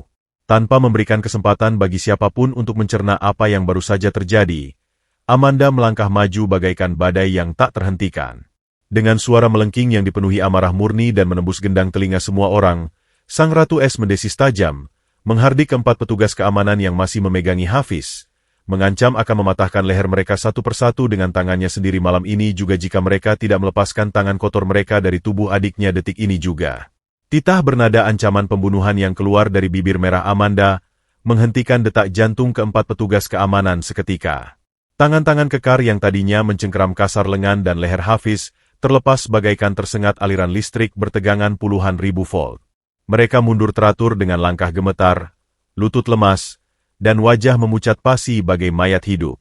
Mereka menyadari dengan horor absolut bahwa mereka baru saja memancing murka dari penguasa tertinggi yang menggaji nyawa mereka. Hafiz terbatu pelan. Tubuhnya yang lemas akibat menahan dinginnya air hujan dan tekanan fisik yang brutal perlahan merosot sepenuhnya ke atas karpet basah. Namun, sebelum tubuh ringkih sang pemuda benar-benar mencium lantai yang kotor, Amanda telah membuang seluruh sisa kebanggaan, keangkuhan, dan keanggunannya sebagai seorang CEO yang ditakuti dunia. Sang Ratu Es menjatuhkan dirinya ke lantai dengan keras, mengabaikan gaun haute couture sutra hitam seharga ratusan juta miliknya yang kini menyapu genangan air kotor dan sisa anggur merah. Ia merengkuh tubuh pemuda itu dengan kepanikan yang menyayat hati, sebuah insting perlindungan keibuan dan persaudaraan yang mengalahkan segala logika. Air mata yang tak pernah setetes pun terlihat oleh publik selama 10 tahun masa kepemimpinan tangan besinya, kini tumpah ruah bagaikan bendungan raksasa yang hancur berkeping-keping. Tangan Amanda yang dihiasi cincin berlian murni bergetar hebat saat menyentuh dada Hafiz yang basah kuyup oleh cairan bordu pekat. Ia mengusap cairan itu dengan panik, memastikan dengan napas tersengal-sengal bahwa cairan merah itu hanyalah anggur murahan, bukan darah dari luka tikaman fatal seperti yang sempat membuat kewarasannya nyaris melayang. Amanda menangis histeris. Isakannya menggema memilukan, membelah kesunyian di tengah grand ballroom yang luas, menyedot habis oksigen dari ruangan tersebut. Ia berulang kali menyebut pemuda itu dengan panggilan kesayangannya, meratap dengan nada suara yang retak oleh kepedihan terdalam dan kerinduan yang membuncah karena gagal melindungi darah dagingnya sendiri untuk kedua kalinya. Ia memeluk erat kepala Hafiz, membiarkan rambut adiknya yang lepek, dingin, dan berbau air hujan menodai bahu gaun mewahnya. Amanda menghujani wajah pucat sang adik dengan ciuman penuh kasih sayang, meracaukan ribuan kata maaf karena ia terlambat datang menyelamatkannya dari cengkeraman iblis-iblis berjas rapi di ruangan ini. Hafiz, dengan sisa tenaganya, hanya tersenyum teduh. Tangan kasarnya yang masih menggenggam tasbih kaukah perlahan terangkat, membalas pelukan sang kakak, berbisik lembut menenangkan bahwa ia sama sekali tidak apa-apa dan luka fisik ini tidak ada artinya. Di tengah momen reuni yang menghancurkan nalar seluruh tamu undangan tersebut, Surya Kusuma mematung dengan rahang jatuh dan mulut setengah terbuka. Pipi kirinya yang memerah akibat tamparan keras Amanda berdenyut nyeri hingga ke telinga. Namun rasa sakit fisik itu sama sekali tidak ada apa-apanya dibandingkan dengan kebingungan total yang kini menggerogoti saraf otaknya. Kesombongan yang sedari tadi menjadi bahan bakar utama arogansinya perlahan menguap, tergantikan oleh hawa dingin yang merayap naik dari telapak kaki menuju ubun-ubun. Surya mencoba menelan ludah, namun tenggorokannya terasa dipenuhi serpihan kaca tajam. Dengan langkah gontai, keringat dingin sebesar biji jagung yang mulai merembes di pelipisnya, dan suara serak yang kehilangan seluruh wibawa otoriternya, pria parubaya itu memberanikan diri untuk menginterupsi. Ia tergagap-gagap memanggil nama sang CEO, bertanya dengan nada kebingungan yang memuakan apakah Amanda sedang berada dalam pengaruh obat-obatan penenang atau telah dihipnotis oleh ilmu hitam gembel jalanan ini. Surya bersikeras, berusaha mempertahankan egonya yang retak, menyatakan bahwa pria kotor yang sedang dipeluk Amanda hanyalah seekor tikus got penyakitan yang menyelinap masuk untuk mencuri sisa-sisa makanan. Mendengar hinaan itu kembali terlontar dari mulut busuk Surya, isak tangis Amanda seketika berhenti total. Hening sejenak. Ia melepaskan pelukannya secara perlahan, menatap mata teduh Hafiz untuk memberikannya sebuah kepastian tanpa kata, lalu perlahan bangkit berdiri. Perubahan postur dan aura Amanda pada detik itu adalah pemandangan paling mengerikan yang pernah disaksikan oleh para penguasa kapitalis di ruangan tersebut. Ratu Es yang rapuh, hancur, dan menangis terseduh-seduh itu telah lenyap tertelan bumi. Sebagai gantinya, bangkitlah sesosok dewi penghancur yang kemurkaannya mendominasi setiap partikel udara di udara. Amanda memutar tubuhnya perlahan, menatap lurus ke arah Surya Kusuma dengan sorot mata sedingin es di dasar samudra, sebuah tatapan kosong tanpa ampun yang jauh lebih mematikan daripada amarah meledak-ledak. Amanda melangkah maju satu demi satu, perlahan namun pasti, hak tinggi sepatunya mengetuk lantai marmer di balik karpet dengan ritme yang terdengar seperti ketukan palu godam hakim kematian. Ia mendekati pria parubaya buncit yang kini napasnya mulai tak beraturan. Suara Amanda menggelegar ke seluruh penjuru ruangan. Ia tidak berteriak tinggi, melainkan menggunakan nada bariton rendah yang bervolume kuat dan bergetar oleh kemurkaan absolut, membuat lampu-lampu kristal di atas mereka seakan ikut meredup ketakutan.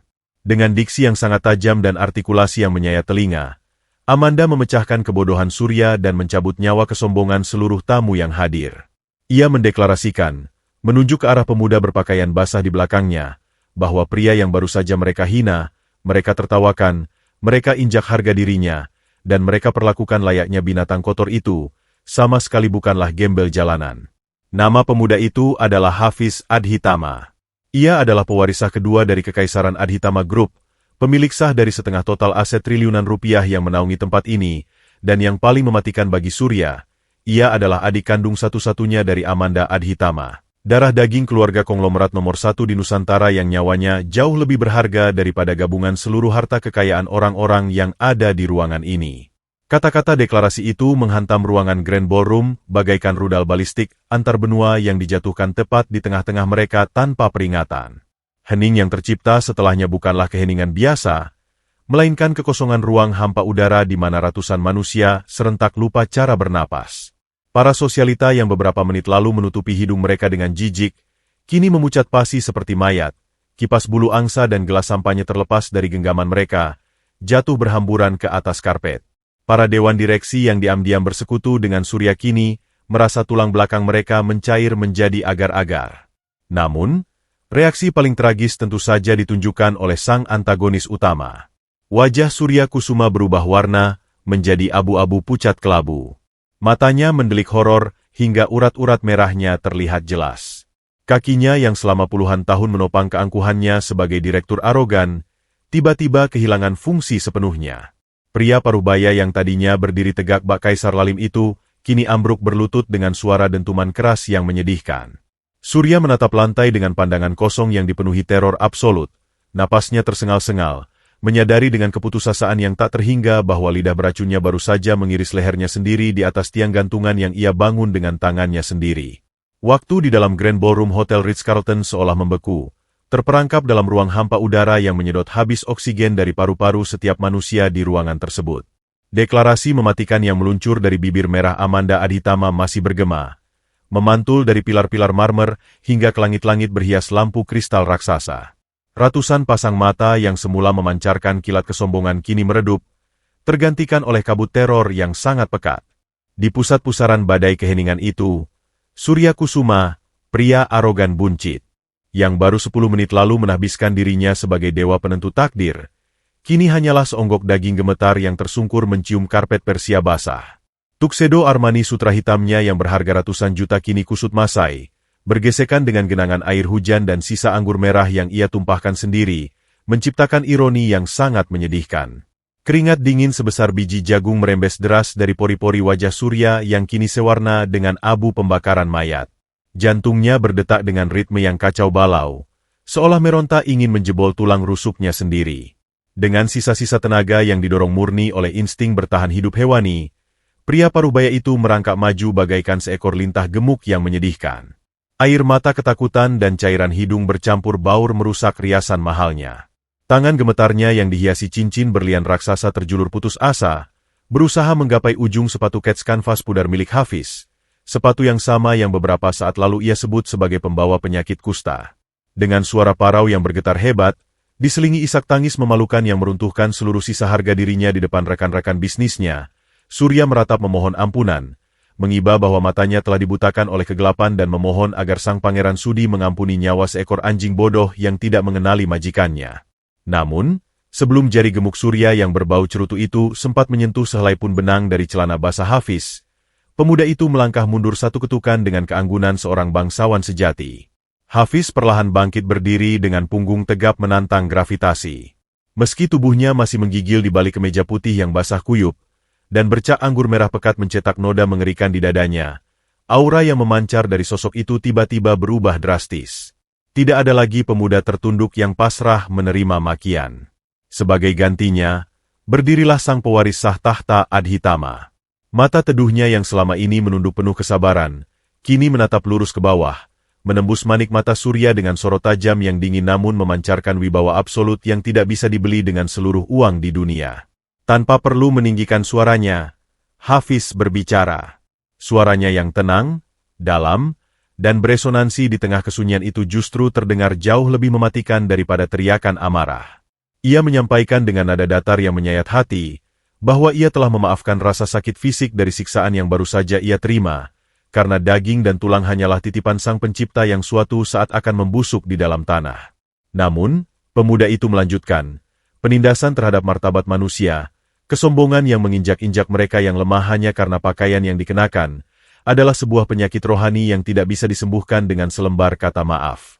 Hafiz menegaskan bahwa penderitaan yang ia alami malam ini tidak seberapa dibandingkan jeritan tangis ribuan orang miskin di luar sana yang setiap hari diinjak oleh lintah darat berjas rapi seperti pria di bawah kakinya ini.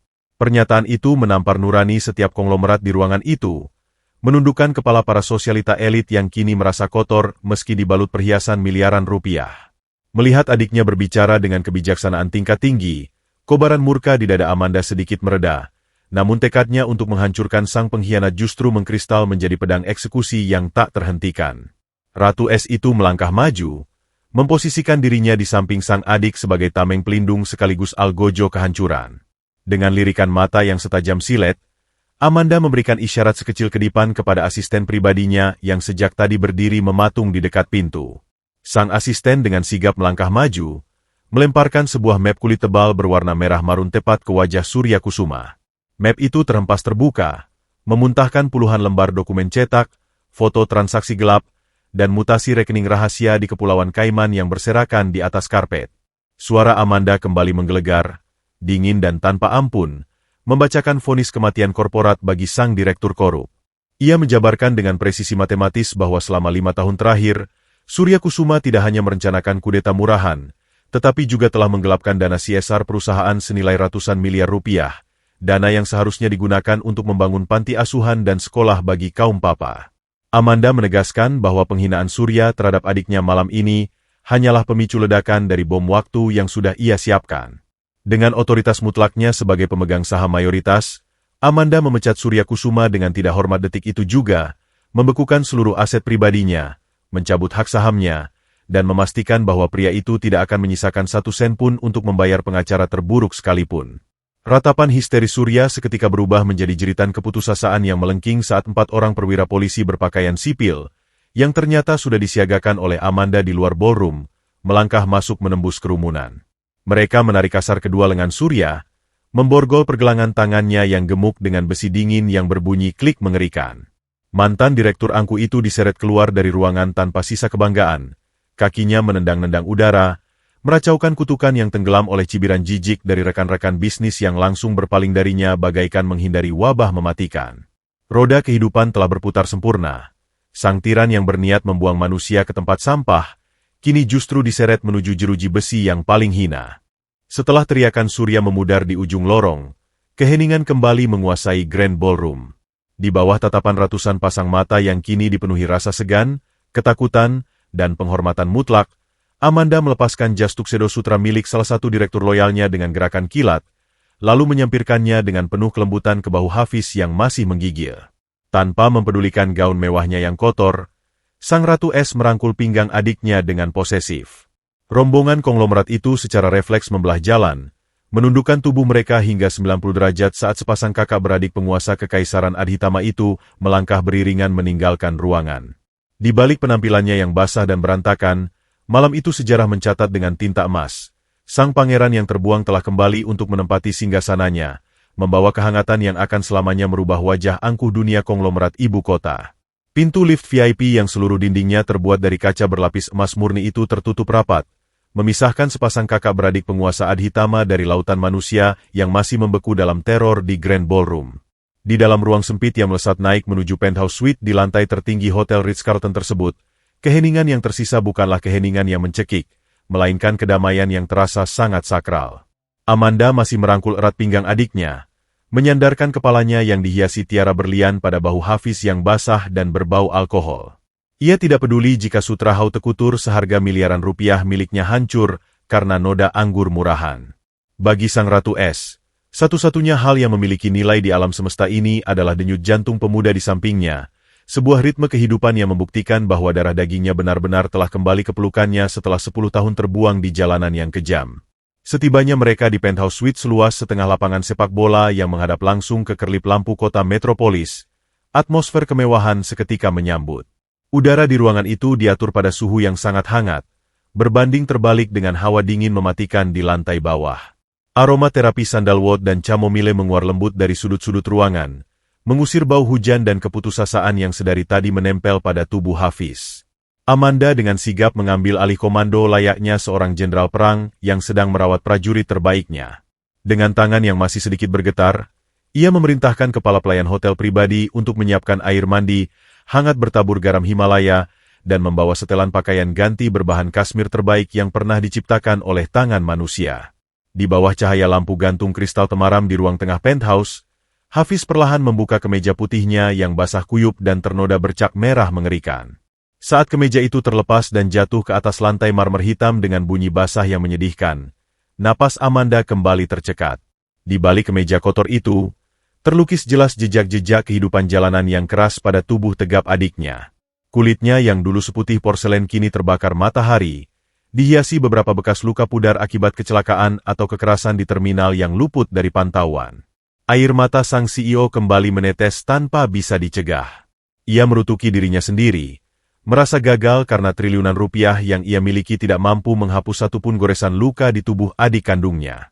Namun, sebelum Amanda sempat menenggelamkan dirinya ke dalam jurang rasa bersalah yang lebih dalam, sebuah tangan yang hangat, kasar, dan berkapalan menyentuh pipinya yang mulus. Hafiz menatap kakaknya dengan sorot mata yang begitu teduh, sebuah tatapan yang memancarkan samudera kesabaran tanpa batas. Dengan suara baritonnya yang lembut dan mengalun bagai melodi penenang jiwa, sang pemuda berbisik bahwa tidak ada satupun yang perlu ditangisi hari ini. Ia meyakinkan Amanda bahwa setiap luka, setiap hinaan, dan setiap tetes keringat di jalanan adalah sekolah terbaik yang dikirimkan Sang Pencipta untuk menempanya. Tanpa penderitaan itu, ia hanyalah anak manja yang tidak mengerti arti kelaparan, dan tanpa hinaan malam ini, mereka tidak akan pernah bisa melihat wajah asli dari ular-ular berbisa yang selama ini bersembunyi di balik jas rapi Dewan Direksi Adhitama. Kata-kata bijak yang meluncur dari bibir adiknya itu meruntuhkan seluruh sisa ketegangan di dada Amanda. Ia memeluk tubuh tegap itu sekali lagi, menangis dalam kelegaan yang luar biasa.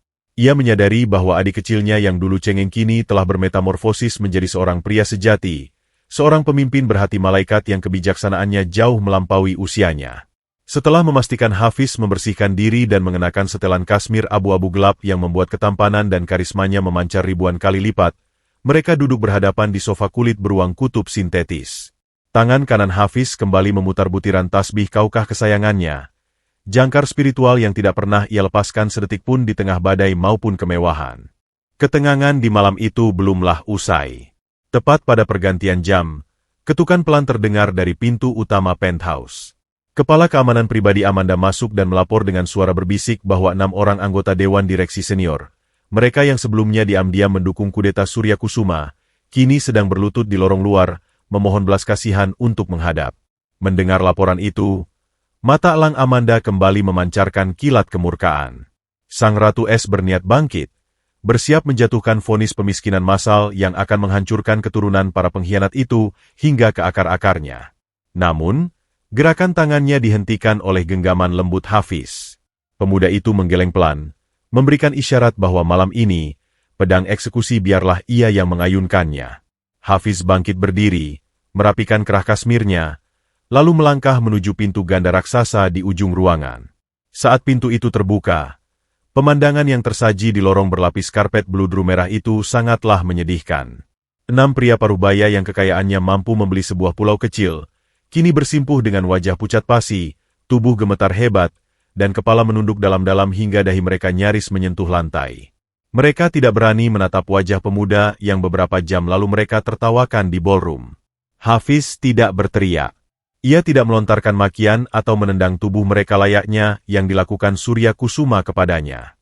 Pemuda itu hanya berdiri tegak dengan kedua tangan di belakang punggung, memancarkan aura dominasi absolut yang membuat udara di lorong itu terasa berat. Dengan suara yang sangat tenang namun membawa tekanan hidrolik yang mampu menghancurkan tulang rusuk, Hafiz menjatuhkan titahnya. Ia menyatakan bahwa ia memaafkan kelalaian mereka, karena ketakutan seringkali membuat manusia menjadi buta. Namun, dalam bisnis keluarga Adhitama, tidak ada ruang bagi pengkhianat pengecut yang hanya berlindung di balik punggung tiran.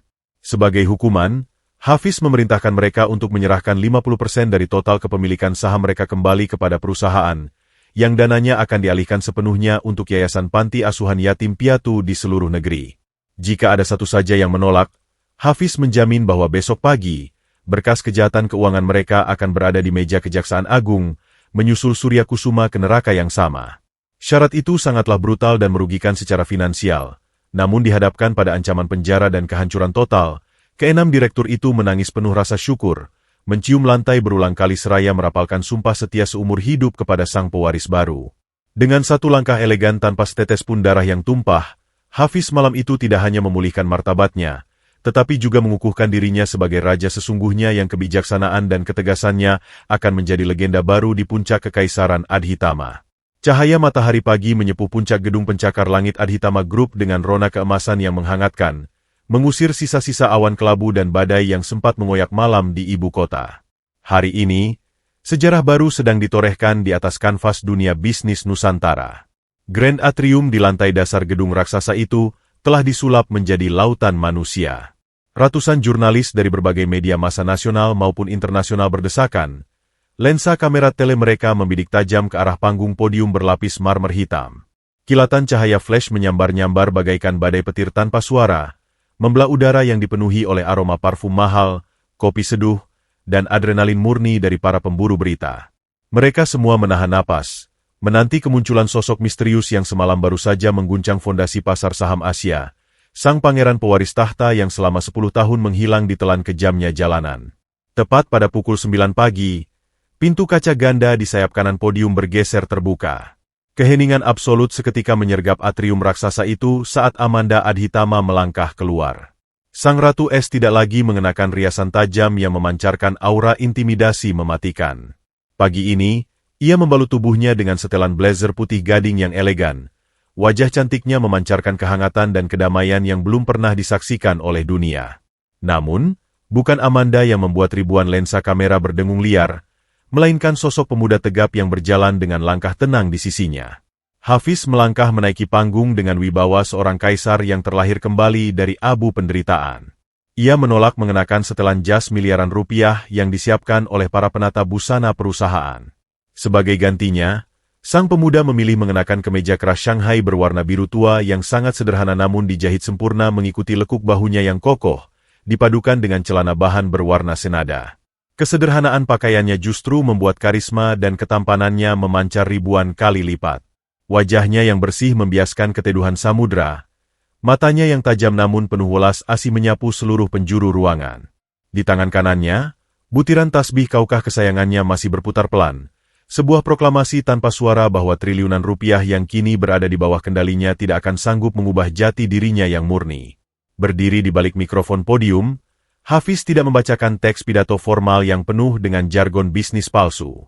Dengan suara baritonnya yang dalam, tenang, dan beresonansi menembus jiwa setiap pendengarnya, pemuda itu menyapa dunia.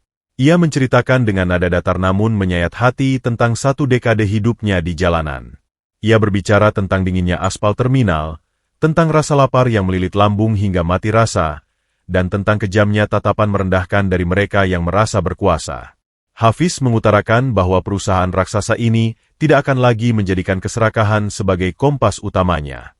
Dengan satu kalimat deklarasi yang membuat indeks saham meledak dalam euforia, Hafiz mengumumkan bahwa mulai hari ini, 40% dari total keuntungan bersih Adhitama Group setiap tahunnya akan disumbangkan langsung untuk membangun sekolah gratis, panti asuhan, dan modal usaha bagi kaum papa di seluruh penjuru negeri.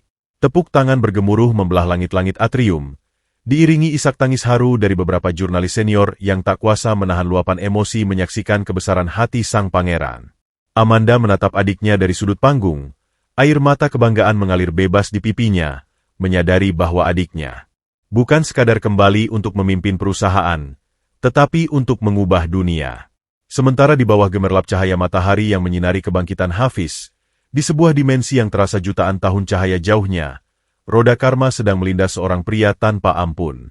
Jauh di sudut tergelap lembaga pemasyarakatan kelas 1, aroma pesing yang menyengat, bau keringat masam, dan udara lembab yang beraroma karat mendominasi sel isolasi berukuran 2 kali 3 meter. Di atas lantai semen yang dingin dan dipenuhi lumut kehitaman, Surya Kusuma meringkuk bagaikan seekor binatang buas yang sekarat. Pria paruh baya yang malam sebelumnya masih mengancam akan melempar manusia ke tempat sampah itu kini telah kehilangan segalanya. Tuxedo Armani Sutra kebanggaannya telah digantikan oleh seragam tahanan berwarna oranye kusam yang kain kasarnya menggesek kulitnya hingga lecet kemerahan. Perut buncitnya yang dulu selalu disumpal dengan kaviar dan anggur bordu kini keroncongan, menolak makanan berupa nasi keras dan sayur hambar berulat yang disajikan di atas piring kaleng karatan. Wajahnya yang dulu selalu dihiasi seringai arogan kini tampak 10 tahun lebih tua. Keriput ketakutan tergambar jelas di dahinya. Matanya cekung dengan kantung hitam pekat akibat tidak bisa memejamkan mata sedetik pun. Setiap kali ia mencoba tertidur, suara tamparan Amanda dan tatapan tajam Hafiz menjelma menjadi mimpi buruk yang mencekiknya dari dalam. Penderitaan Surya tidak hanya sebatas fisik. Kebangkrutan mutlak yang dijatuhkan Amanda telah memusnahkan seluruh aset yang ia kumpulkan dari hasil menipu selama puluhan tahun. Rekeningnya dibekukan, rumah mewahnya disita negara, dan bahkan keluarganya sendiri telah memalingkan wajah, meninggalkannya membusuk sendirian di neraka dunia ini. Saat seorang penjaga sipir bertubuh besar memukul jeruji besi selnya dengan pentungan karet, membentaknya dengan makian kasar agar Surya segera berdiri dan mengepel lorong blok tahanan yang dipenuhi kotoran, Surya hanya bisa merintih parau.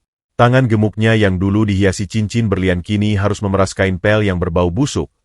Lututnya yang dulu enggan menekuk kini harus merangkak di atas lantai kotor selasar penjara.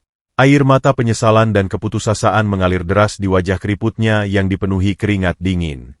Di tengah siksaan tanpa henti itu, Surya Kusuma akhirnya menyadari satu hukum semesta yang paling mutlak, bahwa kesombongan yang dibangun di atas penderitaan orang lain pada akhirnya hanya akan menjadi batu nisan bagi kehancurannya sendiri. Semburat jingga kemerahan dari matahari senja menyepuh langit ibu kota, memantulkan cahaya keemasan yang menembus jendela kaca raksasa setinggi langit-langit di ruang kerja CEO Adhitama Group. Cahaya hangat itu merayap perlahan melintasi lantai marmer Italia yang mengkilap, sebelum akhirnya berhenti dan membungkus sebuah objek yang menjadi jantung dari ruangan super mewah tersebut. Di sudut paling terhormat, di atas sebuah pilar pualam putih dan di balik lindungan kotak kaca kristal anti peluru, bertenggerlah sebuah tas kanvas hijau butut yang dipenuhi tambalan kasar. Benda rombeng yang dulunya menjadi sumber hinaan, caci maki, dan penindasan paling kejam itu kini diperlakukan layaknya pusaka suci paling berharga di seluruh jagat raya, disandingkan abadi dengan selembar foto Polaroid usang yang memperlihatkan senyum lugu sepasang kakak beradik di masa lalu. Hafiz berdiri diam mematung di hadapan kotak kaca tersebut. Pemuda yang dulunya hanya dibalut kemeja koko menguning yang bau keringat terminal itu, kini telah menjelma menjadi perwujudan absolut dari karisma dan kekuasaan tertinggi. Ia mengenakan setelan jas bespoke berwarna midnight blue yang memeluk postur tegapnya dengan sempurna, memancarkan wibawa yang mampu menundukkan para raja bisnis dunia, hanya dengan satu tatapan matanya yang teduh. Namun, di balik seluruh balutan kemewahan triliunan rupiah yang kini melekat pada dirinya, tangan kanan Hafiz yang masih menyisakan sedikit jejak kapalan masa lalu itu tetap dengan setia memutar butiran tasbih kayu kaukahnya secara perlahan. Bunyi ketukan pelan dari tasbih itu beresonansi di tengah kesunyian ruangan, menjadi jangkar spiritual yang mengikat jiwanya agar tidak pernah terbang terbawa pusaran angin kesombongan duniawi. Keheningan yang damai itu perlahan dipecahkan oleh ketukan lembut hak tinggi dari arah pintu. Amanda, sang ratu es yang kini telah mencairkan seluruh benteng keangkuhannya demi sang adik, melangkah mendekat. Ia mengenakan gaun sutra berwarna krem yang elegan, namun perhiasan paling mahal yang ia kenakan senja ini adalah senyuman tulus yang tak pernah lekang dari bibir merahnya sejak malam pembongkaran itu. Aroma parfum Baccarat Rouge yang manis bercampur dengan wangi maskulin dari tubuh adiknya saat Amanda melingkarkan lengannya dari belakang, memeluk pinggang Hafiz dengan erat. Sang kakak menyandarkan kepalanya di bahu tegap sang adik, membisikkan dengan suara yang bergetar oleh haru dan syukur tak terhingga, bahwa melihat tas rombeng itu setiap hari adalah pengingat paling kejam sekaligus paling indah bagi jiwanya, sebuah monumen yang menyelamatkan nuraninya dari kebutaan harta karun dunia yang fana. Hafiz membalas pelukan kakaknya dengan usapan lembut di punggung tangan Amanda. Pemuda itu bergumam lirih dengan nada baritonnya yang menenangkan, bahwa setiap helai benang kasar yang menambal tas itu adalah saksi bisu dari tetesan air mata, rasa lapar yang menyayat lambung, dan doa-doa panjang di sepertiga malam saat ia merindukan kehangatan pelukan seorang kakak. Ia mengingatkan Amanda bahwa mereka tidak boleh sekalipun melupakan rasa sakit dari hinaan yang pernah mereka terima, karena rasa sakit itulah yang akan menjaga hati mereka agar tidak pernah berubah menjadi iblis angkuh layaknya orang-orang yang dulu menginjak-injak harga diri mereka. Percakapan kakak beradik itu mengalir syahdu, merajut kembali 10 tahun kepingan jiwa yang hilang, menyatukan kepingan itu dengan lem kasih sayang yang kini mustahil untuk dihancurkan oleh siapapun. Sementara di atas menara gading itu cinta dan kedamaian berkuasa penuh, Roda kehidupan di luar sana terus berputar, memberikan ganjaran yang setimpal bagi mereka yang berhati malaikat dan hukuman neraka bagi mereka yang berjiwa iblis.